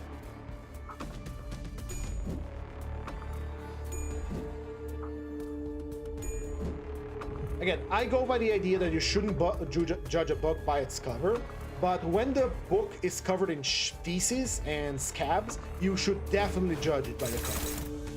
But who knows? Who knows? I forgot an eye, what a mistake, but that showed... Dark real. Forgot an eye, what a mistake, but shows that I'm still human and not a mind controlled by a person by the eye. I will say that AI commits a lot of mistakes by forgetting letters too. I had the infuriating experience today with AI because I went to buy some medicine from another. It means monthly medicine. Let's see if we can recover from this. This is monthly medicine, right? So I got the prescription, went to the pharmacy. The guy had to approve with another person too. This was controlled medication. It needed 2 boxes of one and 2 boxes of other. But they didn't manage to get...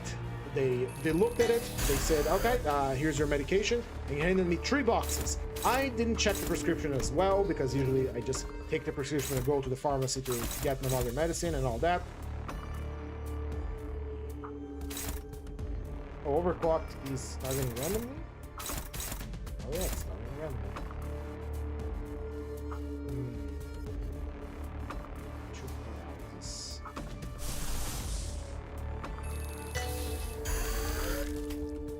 That is gonna clash. No, can't use that. But it's being forced. Give me a second, I'll just check. Let me just concentrate on this fight. Hold on. Because we're already on our 2nd retry. On the 3rd retry, if we fail the 3rd retry, it's a dungeon over scenario.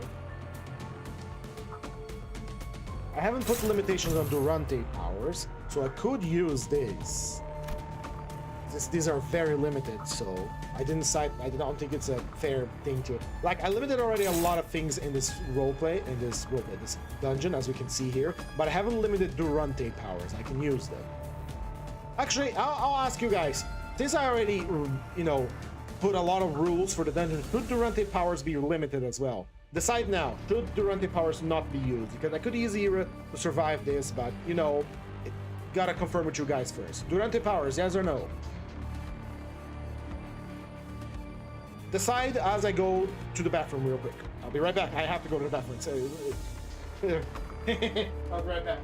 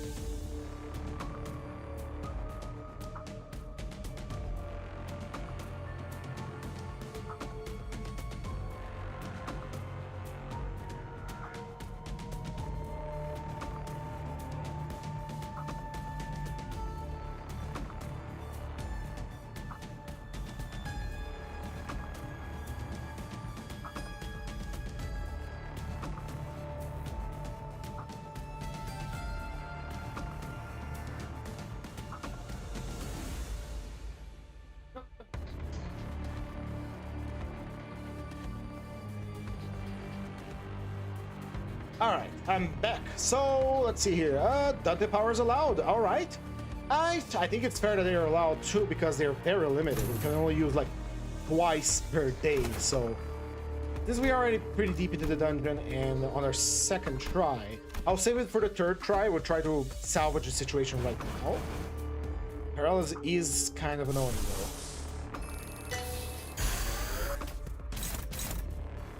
Go away, dog. Go away. Go away. Shoot. No, not right there. No, go. Go away. Go away. Bad dog. Right. Who are you targeting? You're targeting a block skill? It is? Alright. How about Great Tricilio Cosm? Blocked up.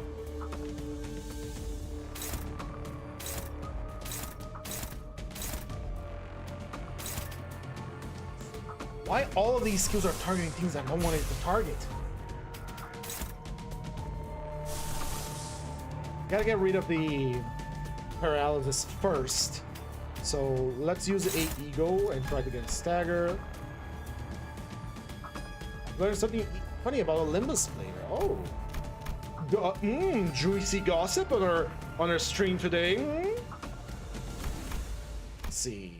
First one to attack is going to be that guy. So you can attack him. Just let him around. You can technically hold on. Probably is gotta get rid of this paralysis first. So, and with the evade resonant, we can get a bit of health back.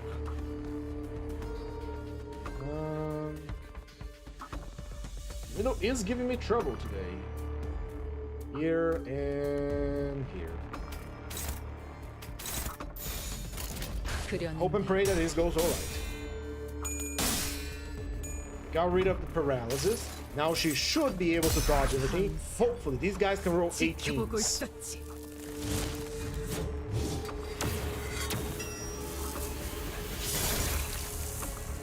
No healing out of this because we have to kill to heal. And that. No, not death yet. Not death yet. Not dead yet. The fight still goes on. The fight still goes on. Warriors. Still paralyzed. Paralyzed kind of blows right now. We'll do what we gotta do. Alright? Now we are fighting. Now we have the slots to properly clash against these guys. Alright, second try. I haven't used Durante powers.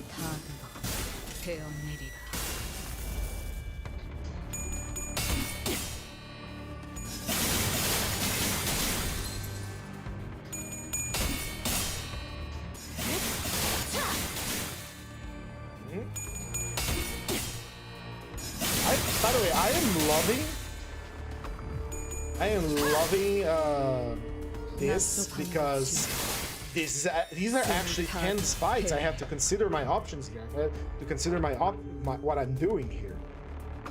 This is great. This is so tasty. So tasty. A little treat for me. Fade, just in case. Some true reds.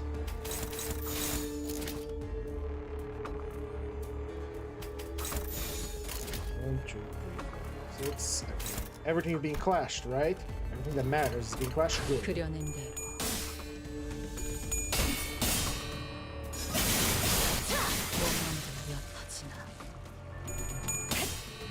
Seeing Skibidi Toilet nowadays is just like seeing Garden of Bam. I had the misfortune of one day I was walking the city center here in my town, and I was going through the place where they say a lot of counterfeit stuff. Which again, I'm Brazilian, I don't mind it, but I saw Garden of Bam dolls, and that was interesting. Garden of Bam, first and foremost, I'm never gonna stream it, ever. Second, I only know about Garden of Bam because I watched Mandalore Gaming and Brandaniel Gaming suffer through it, and that was a fun time because someone else had to do that. He beats up Castella until he gets a girlfriend. His day, almost 300 videos. I'm pretty sure. Why does he have against Cassetti? What did Cassetti do to him?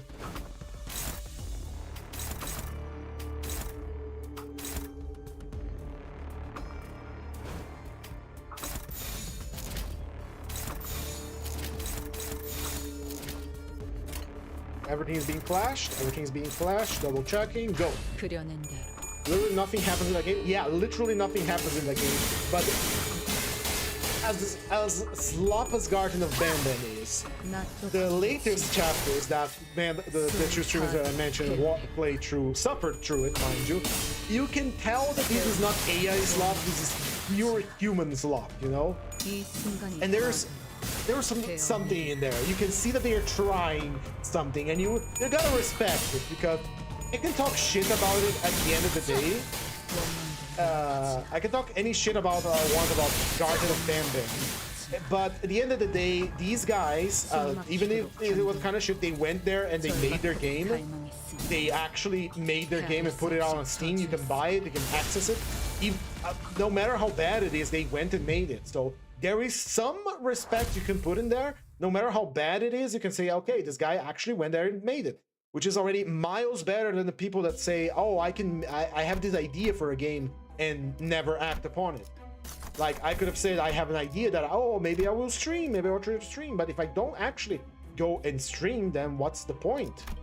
So it's a little difficult because sure, some out there might be making, you know, again, Skibidi Toilet or something like that. And as bad as sloppy as it is, it's still something that someone went and did. All right, these guys are weak to slash, so we can pop them with a great Trujillo Cosmo right off the bat. Because I'm gonna be receiving a lot of damage. These guys are dangerous. These guys are very dangerous. 세 번 배웠는다. 과거를 1000번 경주하여 미래에서 1000번 거슬러 찰나의 일수. 다시 1000번. That's good. That's a multi-stagger right there. 선진다의 색깔. How many do we have to fight? We could... I'm gonna stall for this turn. Try to get some sanity back and then pop that again.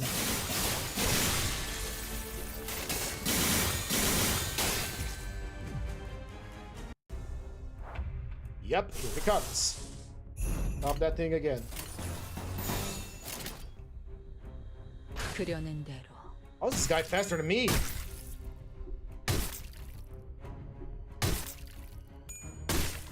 Don't stagger her, god damn it. 돌아가고 싶지 않아.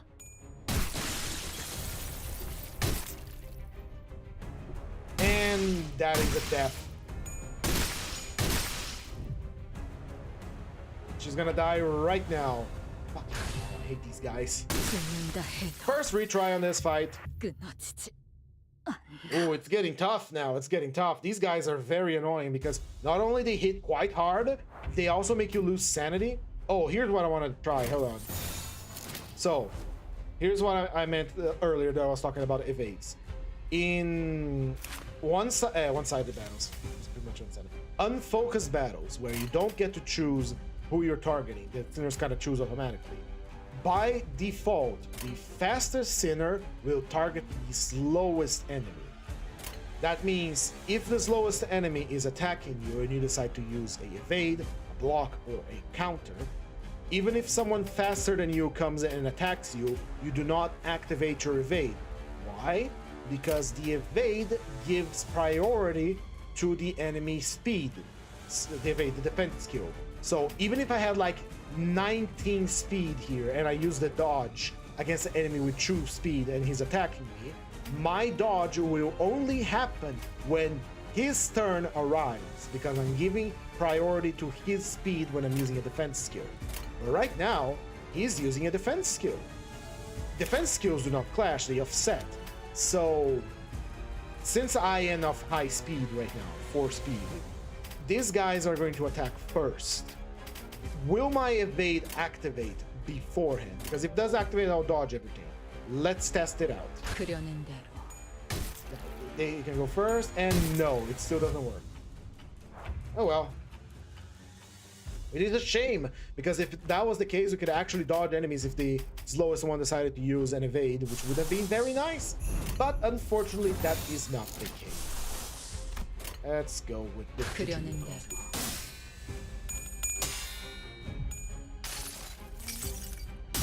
His name is John Firefist. Okay, all right. The only thing I have to question about, maybe it's a gimmick, sure, it's a funny gimmick, like, I'll do this until I get a girlfriend, but do you think those people are actually going out there and trying to, you know, socialize, talk, try to find your significant other somewhere out there so you can, you know, actually get a girlfriend? Because you have to have a lot of free time to be able to make the video and publish it and, you know, beat Cassetti every day for a girlfriend. Right, we're gonna pop another ego for health now, assuming we kill these guys.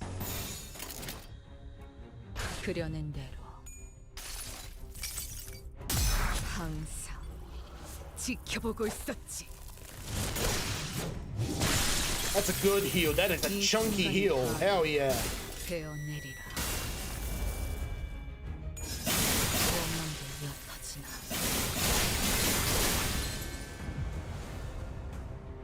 Very nice job, Rio. Very nice job. However, you are not done. You must cut and sever and slay until you are. Just now.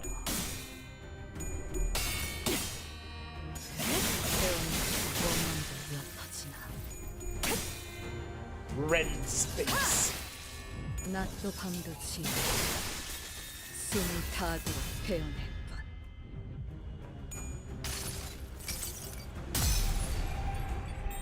Do your thing, funny thing.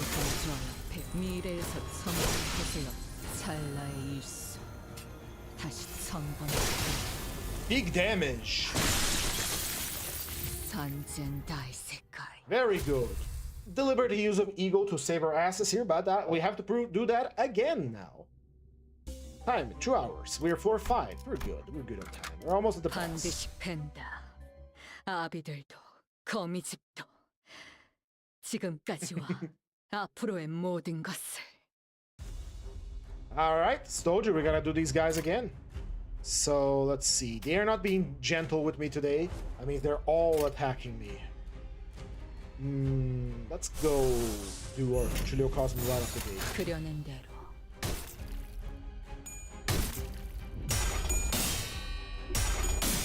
Have to corrode, I will.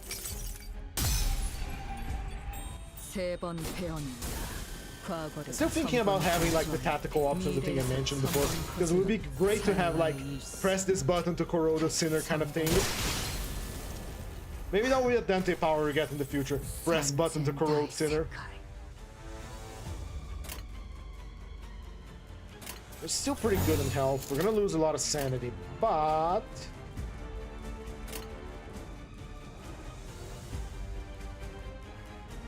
what if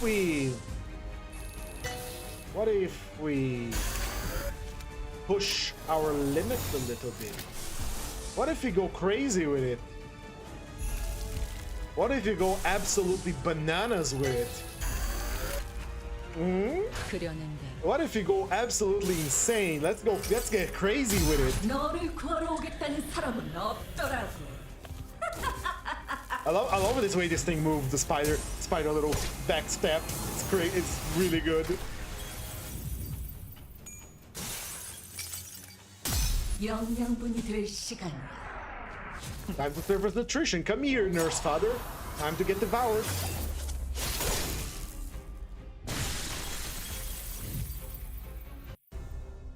I'm gonna blow up.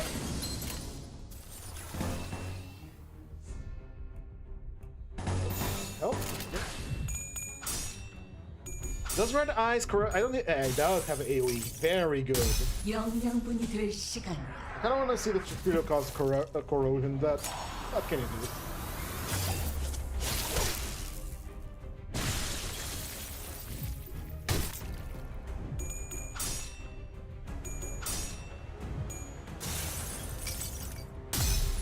do? Don't say those words. Bad. Stop that. Hold on. Where is the?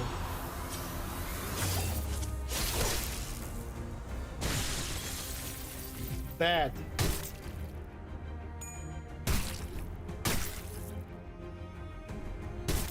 Shit, what the fuck did I do? I can't see the chat now. Bad. Don't do that. Stop saying bad words. All right, let's see here. I say. Let's go crazy with it again.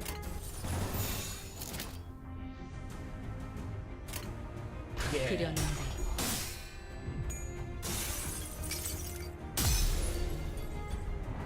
Oh man, I love this form.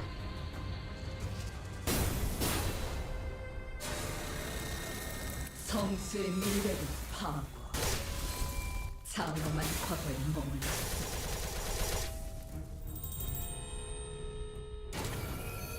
현금의 일성 산산이 쪼갑네요.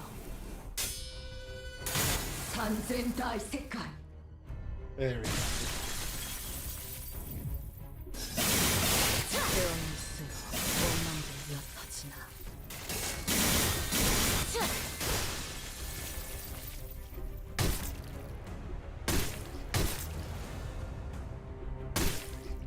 Don't stagger her. Okay, she's fine. She's good.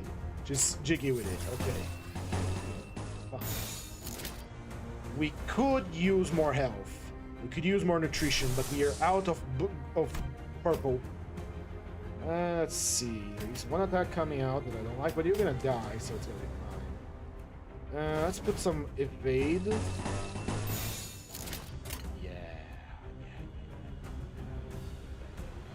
It needs to be a absolute resonance, damn it.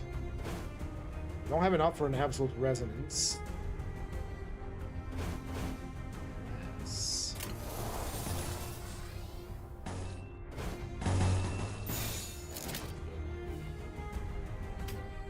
Evade, low sanity.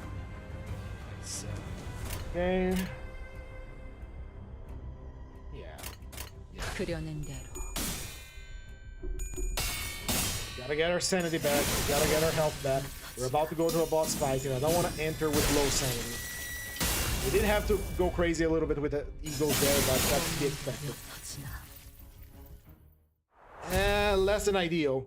This oaf has briefly removed G4 from his state of goatedness and left him in a state of confusion. Our ringmaster doesn't deserve such disrespect. Seize this outrageous scandal, for he damages my sight. What on earth is that emoji that I've never seen in my life? Oh my god, you've made my mind and vision see finally the truth. Thanks. Also, why gay have become a bad word? I gotta start reading you guys like this. Oh, it's this thing. Give me your battery. Your battery is actually good. When hitting enemy with a skill, flick through ruptured potency. If this skill was envy, flick ruptured potency on it. Alright, we can't heal. We do have cigarette holder. Fuck, we got this. By the way, one of the things that we'll do in the future maybe is organize how to add custom emojis and all that. But we have our basic ones for now. Alright, what ego gifts could I use? Give me a refresh. Reverberation, can't use. Good. What else? What else? What else? We have the tier 4 boys. We could use the tier 4 bleed.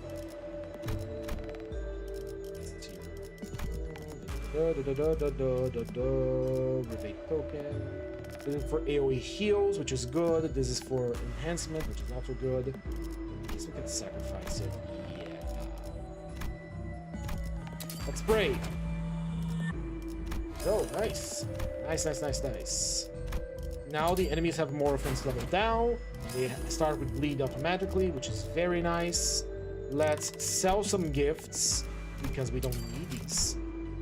We don't use Tremor. This one's good for getting staggered, so he's gonna stay.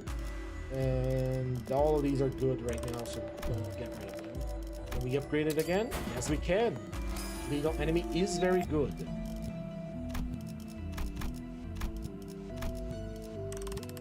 If I do this to the ringmaster, I shall get struck down with 500 reports. If I are dead, and are why are they in the past never to suspect the goat? I may not understand unprecedented such blatant acts of unadulterated villainy, but alas, I yield no power over thee, so I can do naught but seethe behind a keyboard and type my woes and sorrows.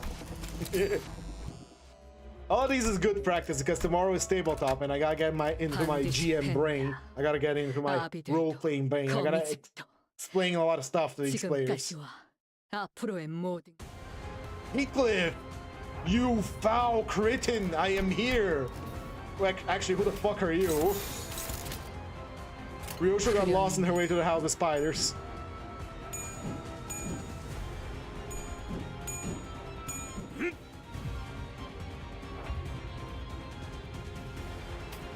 Alright.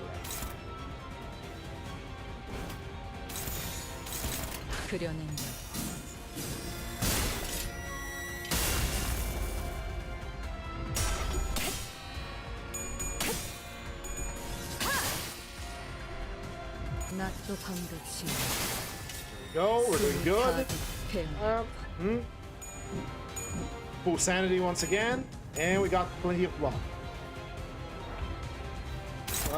Just as I said that, he got another one. Thank you. Let's see. Let's go.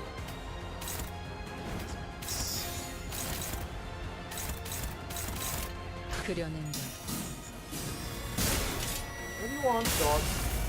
We already have food, and I'm not picking you up.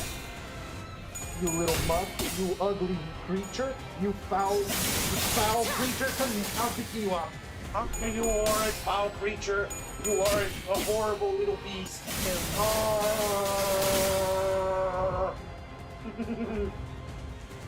you are a horrid little beast. Yes, you are. Look at the camera. Look at it. Look at there. Look at his dog. He's a foul mutt. He doesn't know when to stop. He never stops. He's always at want attention. Go bother your mom. Go bother your mom. No. I want up the god too much. No, go. No. Oh, he's staggered. The manager coming back after finding a random dog in the street while the sinners are fighting the evil abomination abnormality, and he's like, oh, right, you staggered the guys. Curse thee for being the root of my childish and infantile rage. If thy fiendish tendencies didn't get to my brain, then I would not be preaching as I do now. Oh, but I do. Oh, and how I do despise thee. I have nothing but my sorrow. Why would this stay at once? Why should we take pleasure in taking this rightfulness? Do not die of 99 bleed. True, because I have nothing but sorrow. Please don't die of 99 bleed. Oh shit, I didn't even pay. Oh, fuck. You ripped him asunder, Ryoshu. What the fuck? I completely got distracted reading. I didn't watch Ryoshu rip Heathcliff asunder. Alright. Alright, hit him with a judgment cut. Now he's gonna die of bleed. Oh well. that is our very fun 5 floors of the Mirror Dungeon. I think we found a way to make the Mirror Dungeons fun again. This was incredibly fun. All right, this theme was suggested by Acidic Trauma. Henceforth, the name of the episode today is the Acidic Sauce. All of the units that are on support and the one that we use today was chosen by Acidic Trauma. In all, as we can see, Blade of the House of Spiders, not the House of the Blade of Spiders, Ryoshu is incredibly powerful. Of course, it's the capstone ID for Canto 9, and very, very suitable to be used as a solo unit. Not only does she have evade, she has conditional AoEs and another few goodies like surviving death, cheating death once. And if you have the Nurse Fathers, you can force feed them to her and she will become even more busted. That is it for today's Mirror Dungeon. However, we're not quite done yet. No, we still have something else to do. As you may recall, this string is called ID Study and Book Reading. That means if you're here for Limbus gameplay, the time is up. We have finished our 5 dungeon floors and was quite a blast. Now we are going to do some book reading. So if you have to go now, I understand. The book reading isn't as fun for everyone as is Limbus Company, but I greatly enjoy it, so I will continue. We are going to be reading Crime and Punishment now. Now let me read your stuff first before we go. Duly noted. I thank our humble ringmaster for his kind reminder. I must add asunder to my noble lexicon. Oh, G4, in thy skibbiest of my manners, I must say that I am reluctant against speaking of those who follow thy kingdom of virtual domination. I must sleep in the deepest pits of darkness again. Alright, that was funny. You guys can do that. So, let's get to Crime and Punishment. Let me get the thing here. It'll be right here. Let's recall where we left. Raskolnikov has finally talked to his mother, and they managed to reach a compromise of sorts. They all think he's insane, and after committing the murder that he did, he's justifiably insane, yeah. Now, Razumikin, his good friend, is taking him to meet with the detective responsible for investigating the murder Raskolnikov has committed. This part was entirely removed from Rhodia's story in Limbus Company. It literally did not exist. In Limbus Company, Rhodia killed the moneylender, got the money, and, gave it to people so they could have a good time, eat, have food, all of that, which is reflected in the book as Rhodia giving the last money that his mother gave to him to Sonia to help with the funeral of Marmeladov, the drunken guy. In this case here, however, in Limbus Company, there's no detective. No one figured out it was Rhodia, but Sonia somehow knew. What happened is the moneylender in Limbus Company was related to the Middle. The Middle came in for revenge but couldn't find who did it, and so they killed everyone to show that the Middle means business. Mess with our family, we're gonna kill everyone. In here, however, in Crime and Punishment, Rhodia committed a crime and there was nothing, not even a single clue pointing towards him. His crime was perfect, but his conscience is gnawing at him. He's going nuts, he's growing anxious, and now he's going to meet the detective responsible for investigating the case of the murder of the moneylender. This part of the book, this is one of the most important ones. So let's get down with it. I should probably get some water first. I'll go get some water first. 1 second, please. It's mighty quick. I'll just go get it. I'll just look at it. So you don't see me getting up from my chair and so you don't get a good look at my food.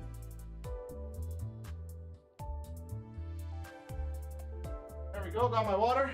Ready to read.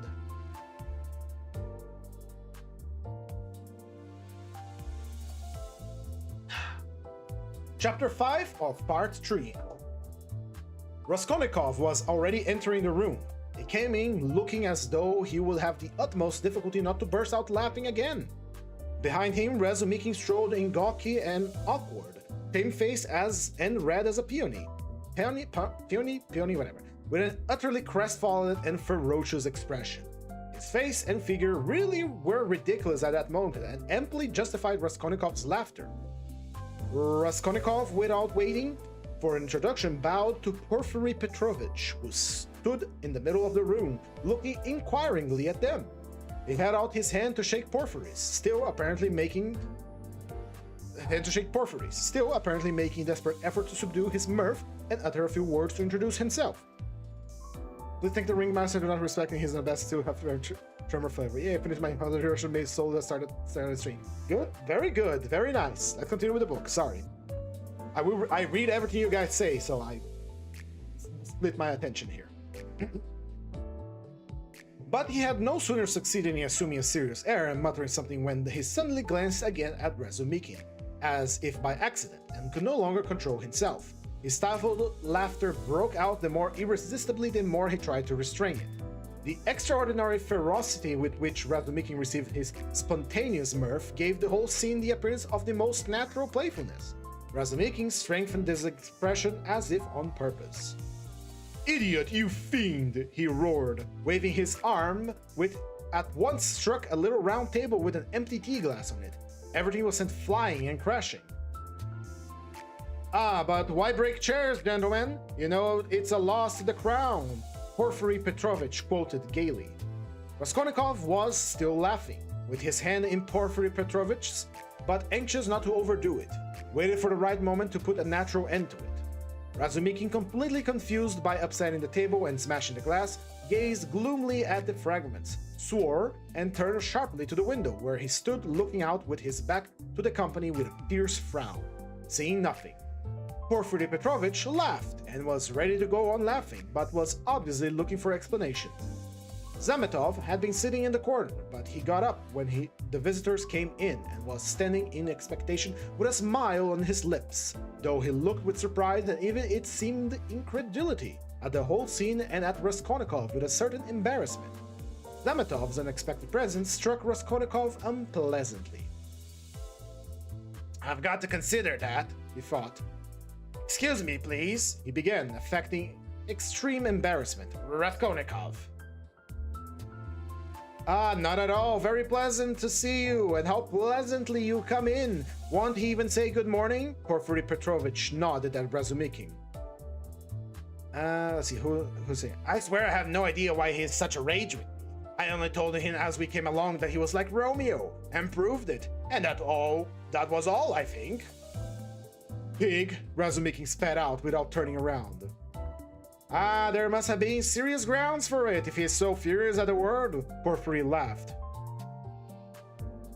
"Oh, you sharp lawyer, damn you all!" snapped Razumikin, and suddenly bursting out laughing himself, he went on to Porfiry, with a more cheerful face as though nothing had happened. "That'll do, we're all fools, now to business. This is my friend Rodion Romanovich Raskolnikov.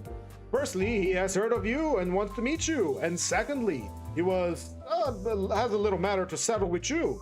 Ah, Zametov, what brought you here? Have you met before? Have you known each other long?" What does this mean?" thought Raskolnikov uneasily. Zametov seemed taken aback, but not very much so. It was at your rooms we met yesterday," he said easily. Then I've been spared the trouble. All last week he was begging me to introduce him to you. Porfiry and you have sniffed each other out without me. Where is your tobacco?" Porfiry Petrovich was wearing a dressing gown, very clean clothing, and trodden down slippers. He was about 35, short, stout, even corpulent, and clean-shaven. He wore his hair cut short and had a large, round head, which was particularly prominent at the back. His soft, round, rather snub-nosed face was of a sickly yellowish color, but it also had a vigorous and rather ironical expression. It would have been good-natured, except for a look in the eyes, which shone with a watery, sentimental light under almost white, blinking eyelashes. The expression of those eyes was strangely out of keeping with his somewhat womanish figure, and gave it something far more serious than could be guessed at first sight. As soon as Porfiry Petrovich heard that his visitor had a little matter to settle with him, he begged him to sit down on the sofa and sat down himself on the other end, waiting for him to explain his business. with that careful and over-serious attention which is at once oppressive and embarrassing, especially to a stranger, and especially if what you are discussing is, in your opinion, of far too little importance for such exceptional solemnity. But, in brief and coherent phrases, Raskolnikov explained his business clearly and exactly, and was so satisfied with himself that he even succeeded in taking a good look at Porfiry. Porfiry Petrovich did not once take his eyes off him. Razumikin, sitting opposite at the same table, listened warmly and impatiently, looking from one to the other every moment with rather excessive interest. "Fool," Raskolnikov swore to himself. You have to give information to the police," Porfiry replied with a most businesslike air. "That having learned of this incident, that is, of the murder, you beg to inform the lawyer in charge of the case that such and such things belong to you, and that you wish to redeem them, but they will write to you." "That's just the point, that at the moment," Raskolnikov tried his best to pretend to be embarrassed, "I don't quite have the funds, and even this tiny sum is beyond me. For the moment, you see, I only wanted to declare that things are mine, and that when I have money..." That does not matter," answered Porfiry Petrovich, receiving his explanation of his financial position coldly. "But you can, if you prefer, write straight to me, to say that, having been informed of the matter, and claiming such and such as your property, you would like..." "On an ordinary sheet of paper?" Raskolnikov interrupted eagerly, again interested in the financial side of the question. "Oh, the most ordinary!" And suddenly Porfiry Petrovich looked with obvious irony at him, screwing up his eyes as if he were winking at him. But perhaps it was Raskolnikov's imagination, since it all lasted for just a moment. There was certainly something of the sort. Raskolnikov could have sworn he winked at him. God knows why. "He knows!" flashed through his mind like lightning. "Sorry for troubling you about something so unimportant," he went on, a little confused. "The things are worth 5 rubles, but I prized them because of the people who gave them to me. And I have to say that I was alarmed when I heard..." That's why you were so struck when I mentioned to Sosimov that Porfiry was asking about anyone who had pledges," Razumikin put in with obvious intention. This was really unbearable. Raskolnikov could not help glancing at him with a flash of vindictive anger in his black eyes, but he immediately reverted to his previous demeanor. "You seem to be laughing at me, my friend," he said to him with convincing mock irritability. "I probably do seem to you to be absurdly anxious about such trash, but you shouldn't think I'm selfish or grasping. These two things are anything but trash as far as I'm concerned. I told you just now that the silver watch, though it's not worth a kopeck, is the only thing left us of my father's. You may laugh at me, if my mother is here," he turned suddenly to Porfiry, "and if she knew," he turned again hurriedly to Razumikin, carefully making his voice tremble, "that the watch was lost, she would be in despair. You know what women are like." Not a bit of it. I didn't mean that at all. Exactly the opposite," shouted Razumikin, distressed. "Was it right? Was it natural? Did I overdo it?" Raskolnikov asked himself in a tremor. "Why did I say that about women?" "Oh, your mother is with you?" Porfiry Petrovich inquired. "Yes." "Oh, when did she come?" "Last night." Porfiry paused, as though reflecting. Your things would not in any case be lost," he went on calmly and coldly. "I have been expecting you here for some time." And as though that was a matter of no importance, he carefully offered the ashtray to Razumikin, who was ruthlessly scattering cigarette ash over the carpet. Raskolnikov shuddered, but Porfiry did not seem to be looking at him, and was still concerned with Razumikin's cigarette. "What? Expecting him? Why? Did you know that he had... Sorry. What? Expecting him? Why did you know that he had pledges there?" cried Razumikin. Porfiry Petrovich addressed himself to Raskolnikov. "Your things, the ring and the watch, were wrapped up together, and on the paper your name was legibly written in pencil, together with the date on which you left them with her." "How observant you are!" Raskolnikov smiled awkwardly, doing his very utmost to look him straight in the face, but he failed, and suddenly added, "I say that because I suppose there are quite a few pledges. That must be difficult to remember them all, but You remember them all so clearly, and stupid, evil, he thought. Why did I add that?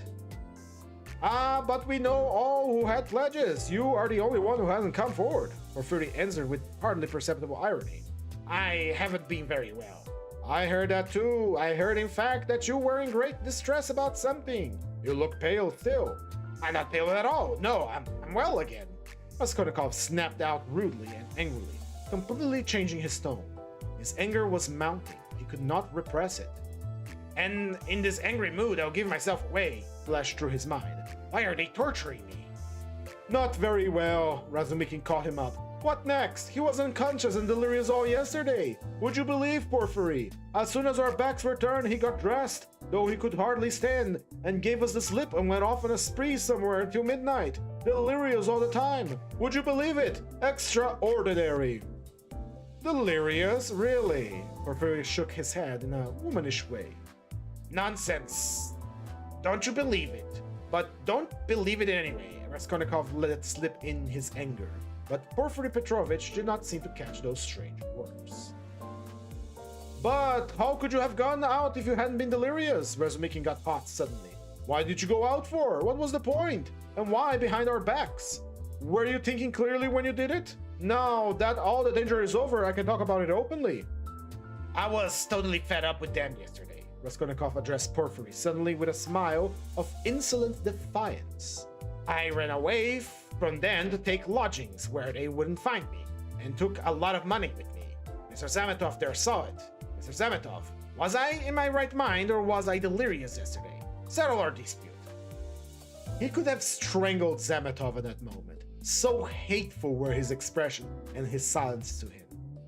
In my opinion, you talked sensibly and even skillfully, but you were extremely irritable, Zametov pronounced dryly. And Nikodim Fomich was telling me today, put in Porphyry Petrovich, that he met you very late last night in the apartment of a man who had been run over. And there, said Razumikin. Weren't you mad then? You gave your last penny to the window for the funeral. If you wanted to help, give 15 or 20 even, but keep this 3 rubles for yourself at least. But he flung away all 25 at once.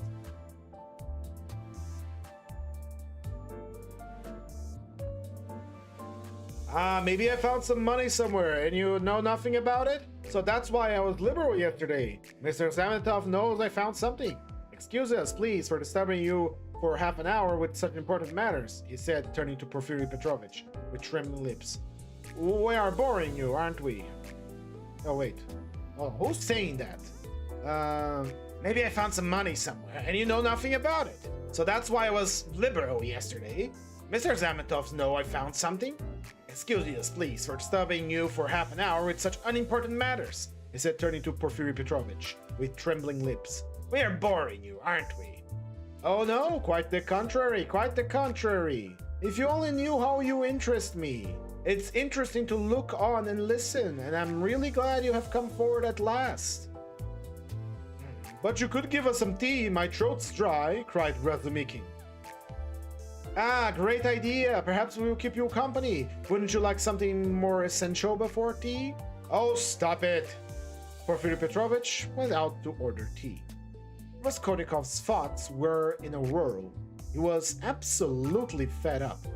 The worst of it is they don't try to hide it. They don't even stand on ceremony. And how if you didn't know me at all, did you come to talk to Nikodim Fomich about me?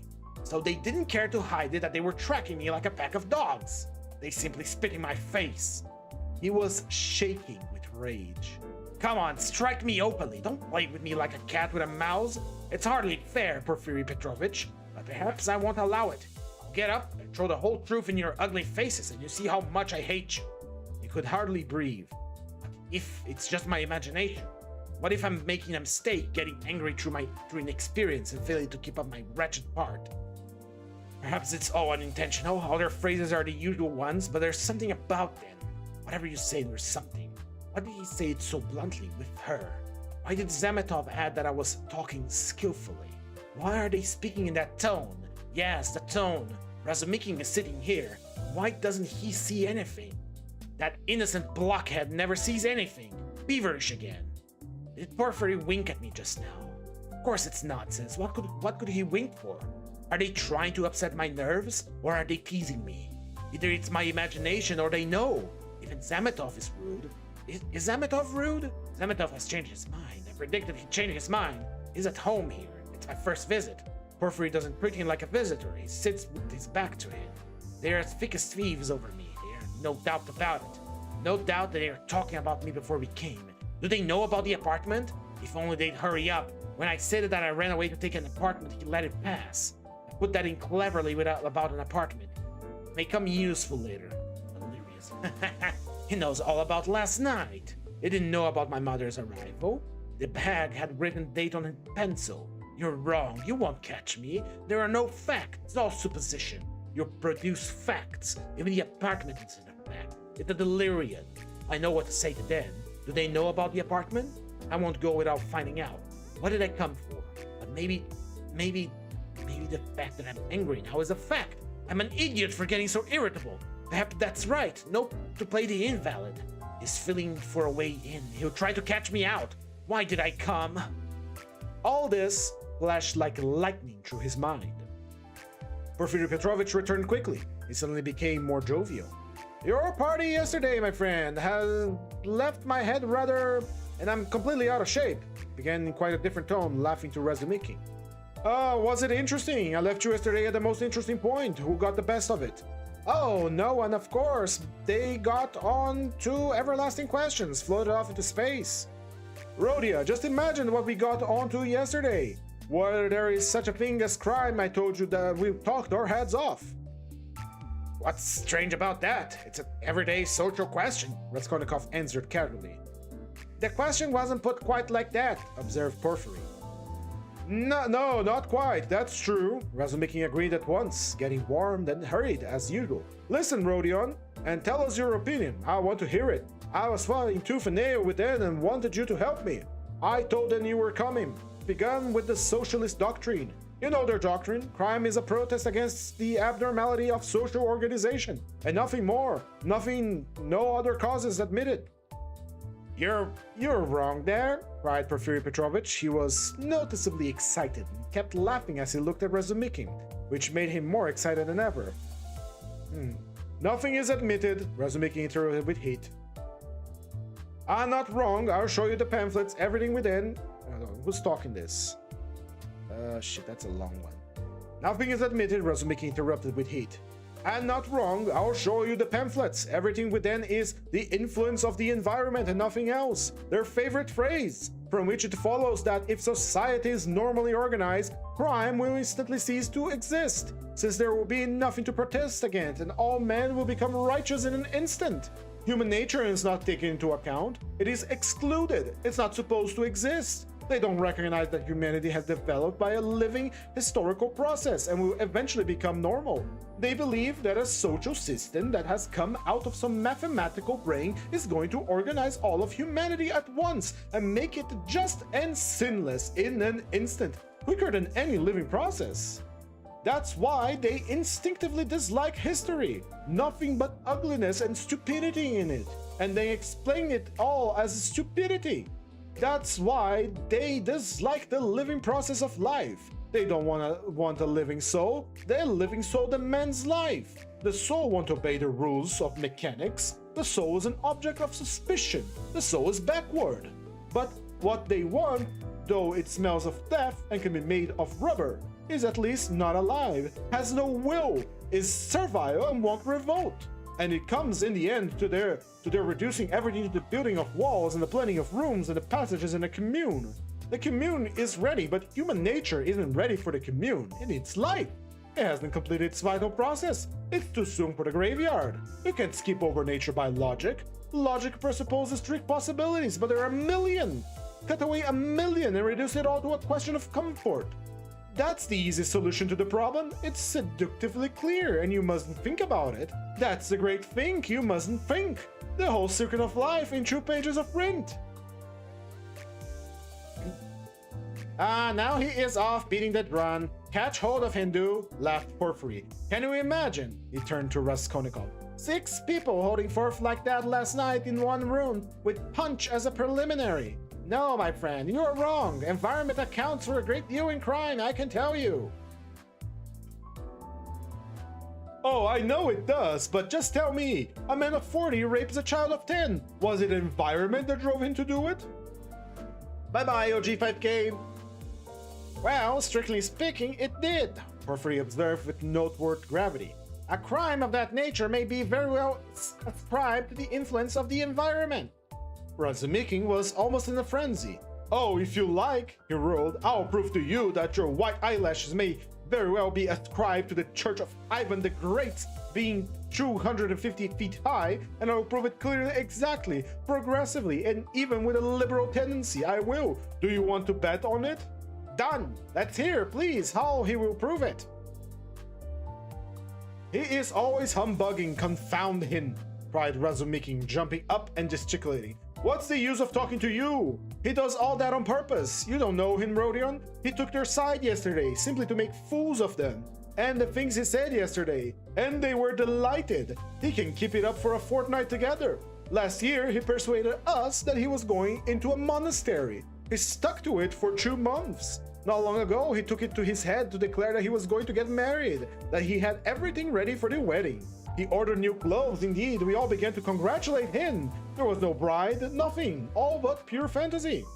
Ah, you are wrong. I got the clothes before. It was the new clothes, in fact, that made me think of taking you in.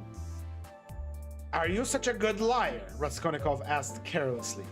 He wouldn't have supposed it. Just wait, I'll take you in too. Nah, I'll tell you the truth. All these questions about crime, environment, children remind me of an article of yours which interested me at the time, on crime. Or something of the sort, I forgot the title. I read it with pleasure 2 months ago in the periodical review. My article? In the periodical review? Raskolnikov asked in astonishment. I certainly did write an article about a book 6 months ago when I left the university, but I sent it to the weekly review. Ah, but it came out in the periodical.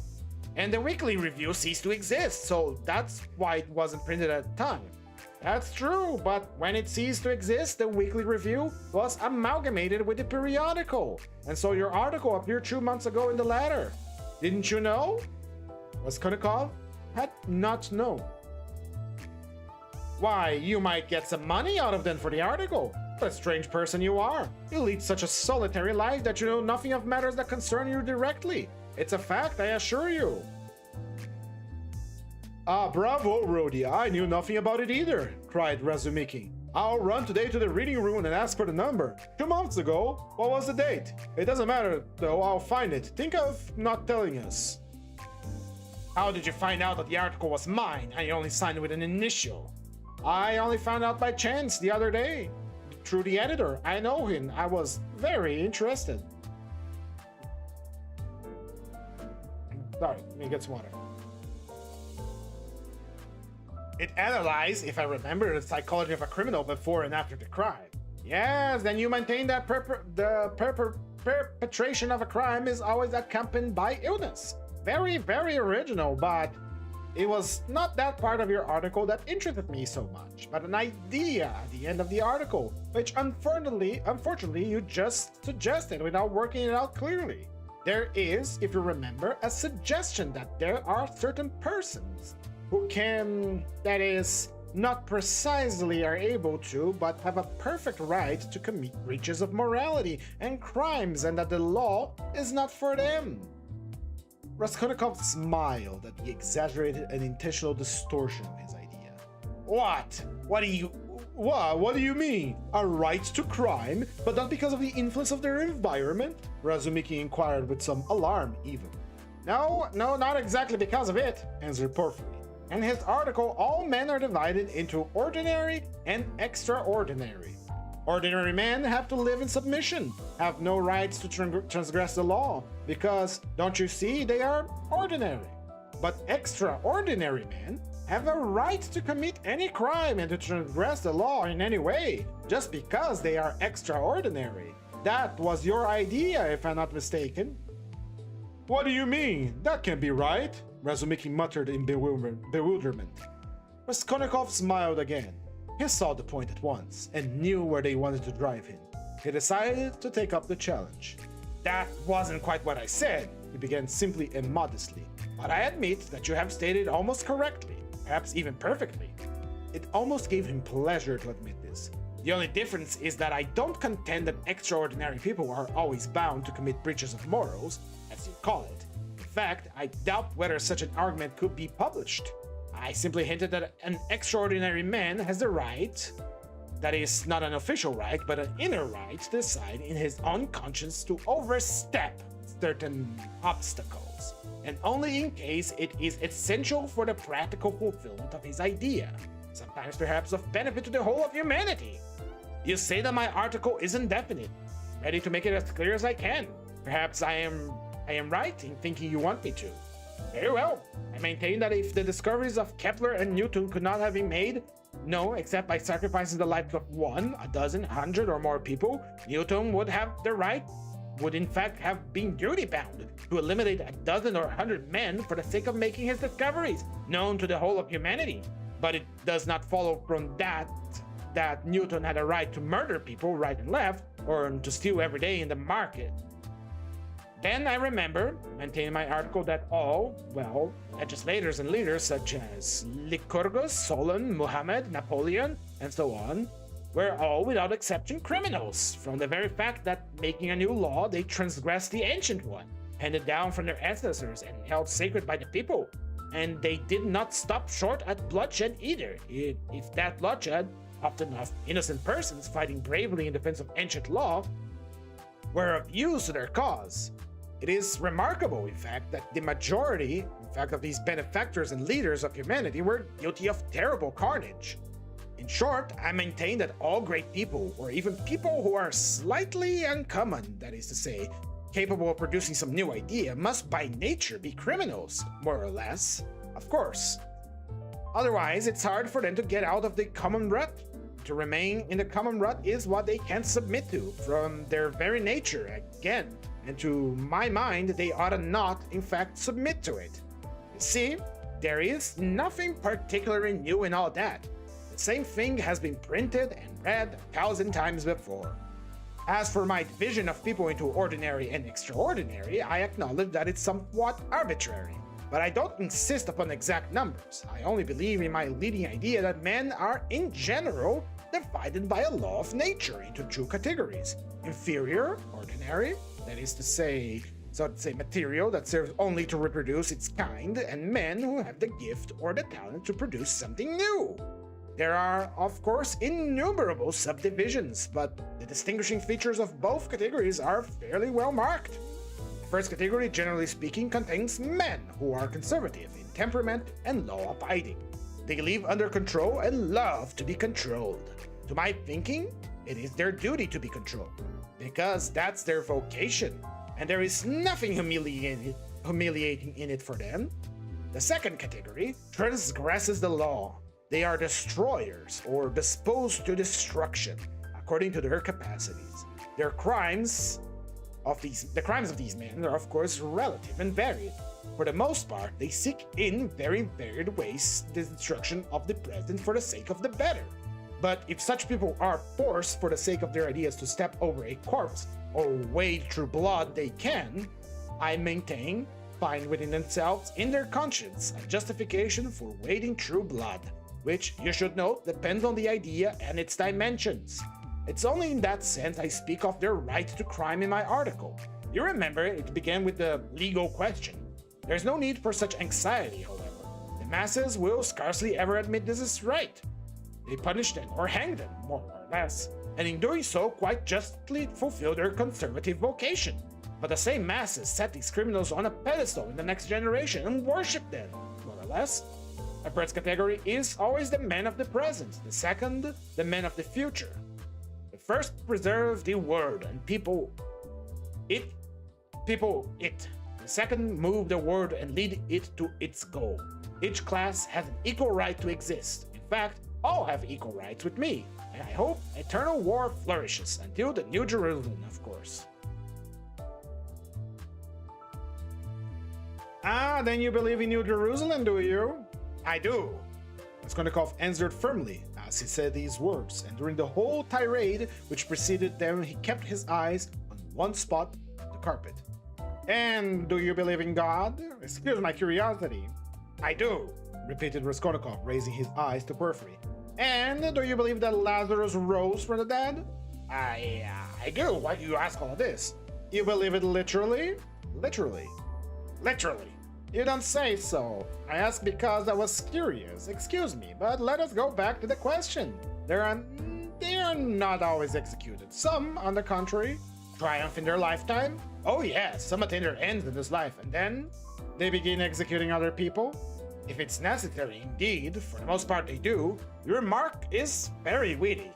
Thank you, but tell me this. How do you distinguish those extraordinary people from the ordinary ones? Are there signs of their birth? I feel there ought to be more exactitude, more external definition.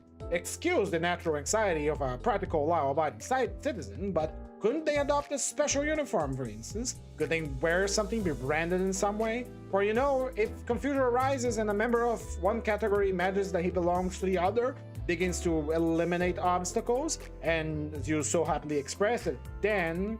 Oh, that very often happens. A remarker is wittier than the other. Thank you.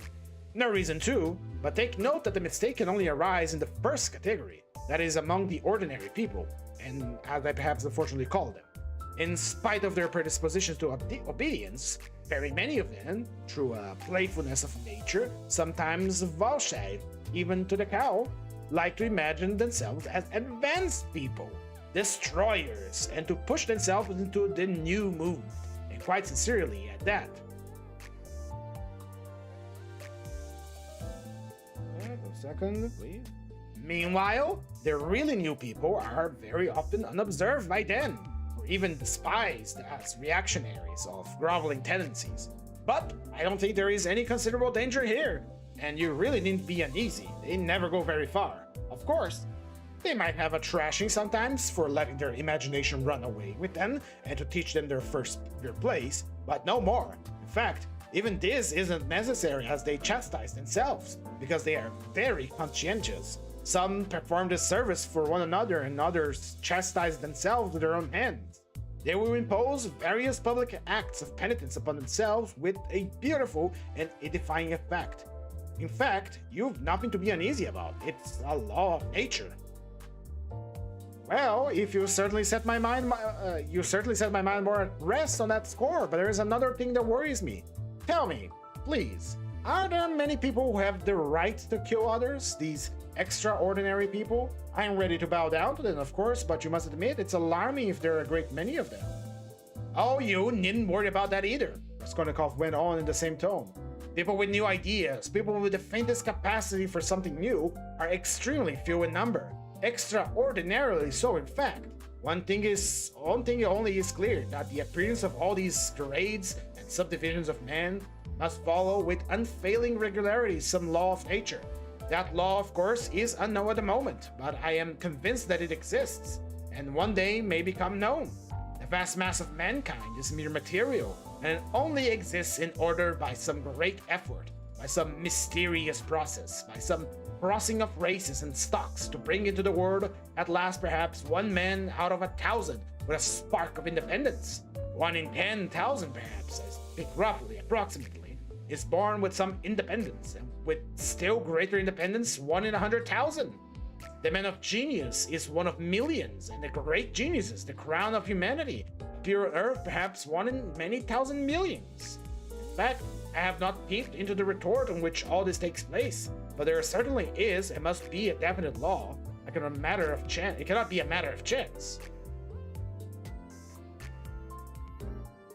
Why, are you both joking? Razumikin cried at last. There you sit making fun of one another. Are you serious, Rodya? Raskolnikov raised his pale and almost mournful face and made no reply.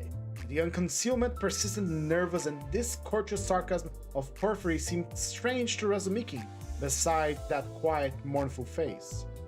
Well, my friend, if you're really serious, you're right, of course, in saying that it's not new, and that it's like what we've read and heard 1,000 times already. But what is really original in all this, and is exclusively your own to my horror, is that you permit bloodshed in the name of conscience, and excuse my saying so, with such fanaticism. That, I take it, is the point of your article. But that permission of bloodshed by conscience is, to my mind, more terrible than the official legal permission of bloodshed. Yeah, hold on. Sorry, that was Razumikin saying. Let me repeat that. Well, my friend, if you're really serious, you're right, of course. I'm saying that it's not new. That's like what we've read and heard 1,000 times already. But what is really original, this is exclusively your own, to my horror, is that you permit bloodshed in the name of conscience. And excuse my saying so with such fanaticism that I take it is the point of your article. But that permission of bloodshed by conscience is, to my mind, more terrible than the official legal permission of bloodshed. You're quite right. It's more terrible. Porphyry agreed. Yes, you must have exaggerated it. There is some mistake. I shall read it. You can't think that. I shall read it. That is not in the article. That is not in the article. There's only a hint of it, said Raskolnikov. Yes. Porphyry could sit still. Your attitude to crime is pretty clear to me now, but excuse me for my impertinence. I am really ashamed to be worrying you like this. You see, you've removed my anxiety of the true grades getting mixed, but there are various practical possibilities that make me uneasy. What if some man or youth imagines that he is like Lycurgus or Muhammad, a future one, of course, and suppose he begins to remove all obstacles? He has some great enterprise before him and needs money for it, and price to get it. Do you see? Zametov gave a sudden guffaw in his corner. Raskolnikov did not even raise his eyes to him. I must admit, he went on calmly, that such cases must certainly arise. The vain and foolish are particularly apt to fall into that snare, young people especially. Yes, you see, well then? Yes, you see, well then? What then? Raskolnikov smiled in reply. That's not my fault. So it is, and so it always will be. He said just now, he nodded at Razumiki, that I permit bloodshed. Society is too well protected by prisons, banishment, criminal investigators, penal servitude. There is no need to be uneasy. You have but to catch the thief. And what if we do catch him? Then he gets what he deserves. You are certainly logical, but what of his conscience? Why do I care for it? Simply from humanity. If he has the conscience, he will suffer for his mistake. That will be his punishment, as well as the prison. But the real geniuses, asked Razumiki frowning. Those who have the right to murder, ought they to suffer all, even for the blood they shed? Why the word ought to? It's not a matter of permission or prohibition. He will suffer if he is sorry for his victim. Pain and suffering are always inevitable for a large intelligence and a deep heart. The really great men must, I think, have great sadness on earth, he added dreamily, not in the tone of the conversation. He raised his eyes, looked earnestly at them all, smiled, and took his cap. He was too quiet by comparison with his manner at his entrance, and he felt this. Everyone got up. Well, you may abuse me, be angry at me if you like, Porfiry Petrovich began again, but I can't resist. Allow me one little question. I know I am troubling you. There is just one little notion I want to express, simply that I may not forget it. Very good. Tell me your little notion. Raskolnikov stood waiting, pale and grave before him. Well, you see, I really don't know how to express it properly. It's a playful psychological idea. When you were writing your article, surely you couldn't have helped fancying yourself just a little an extraordinary man, uttering a new word in your sense? That's so, isn't it? Quite possibly, Raskolnikov answered contemptuously. Razumikin made a movement.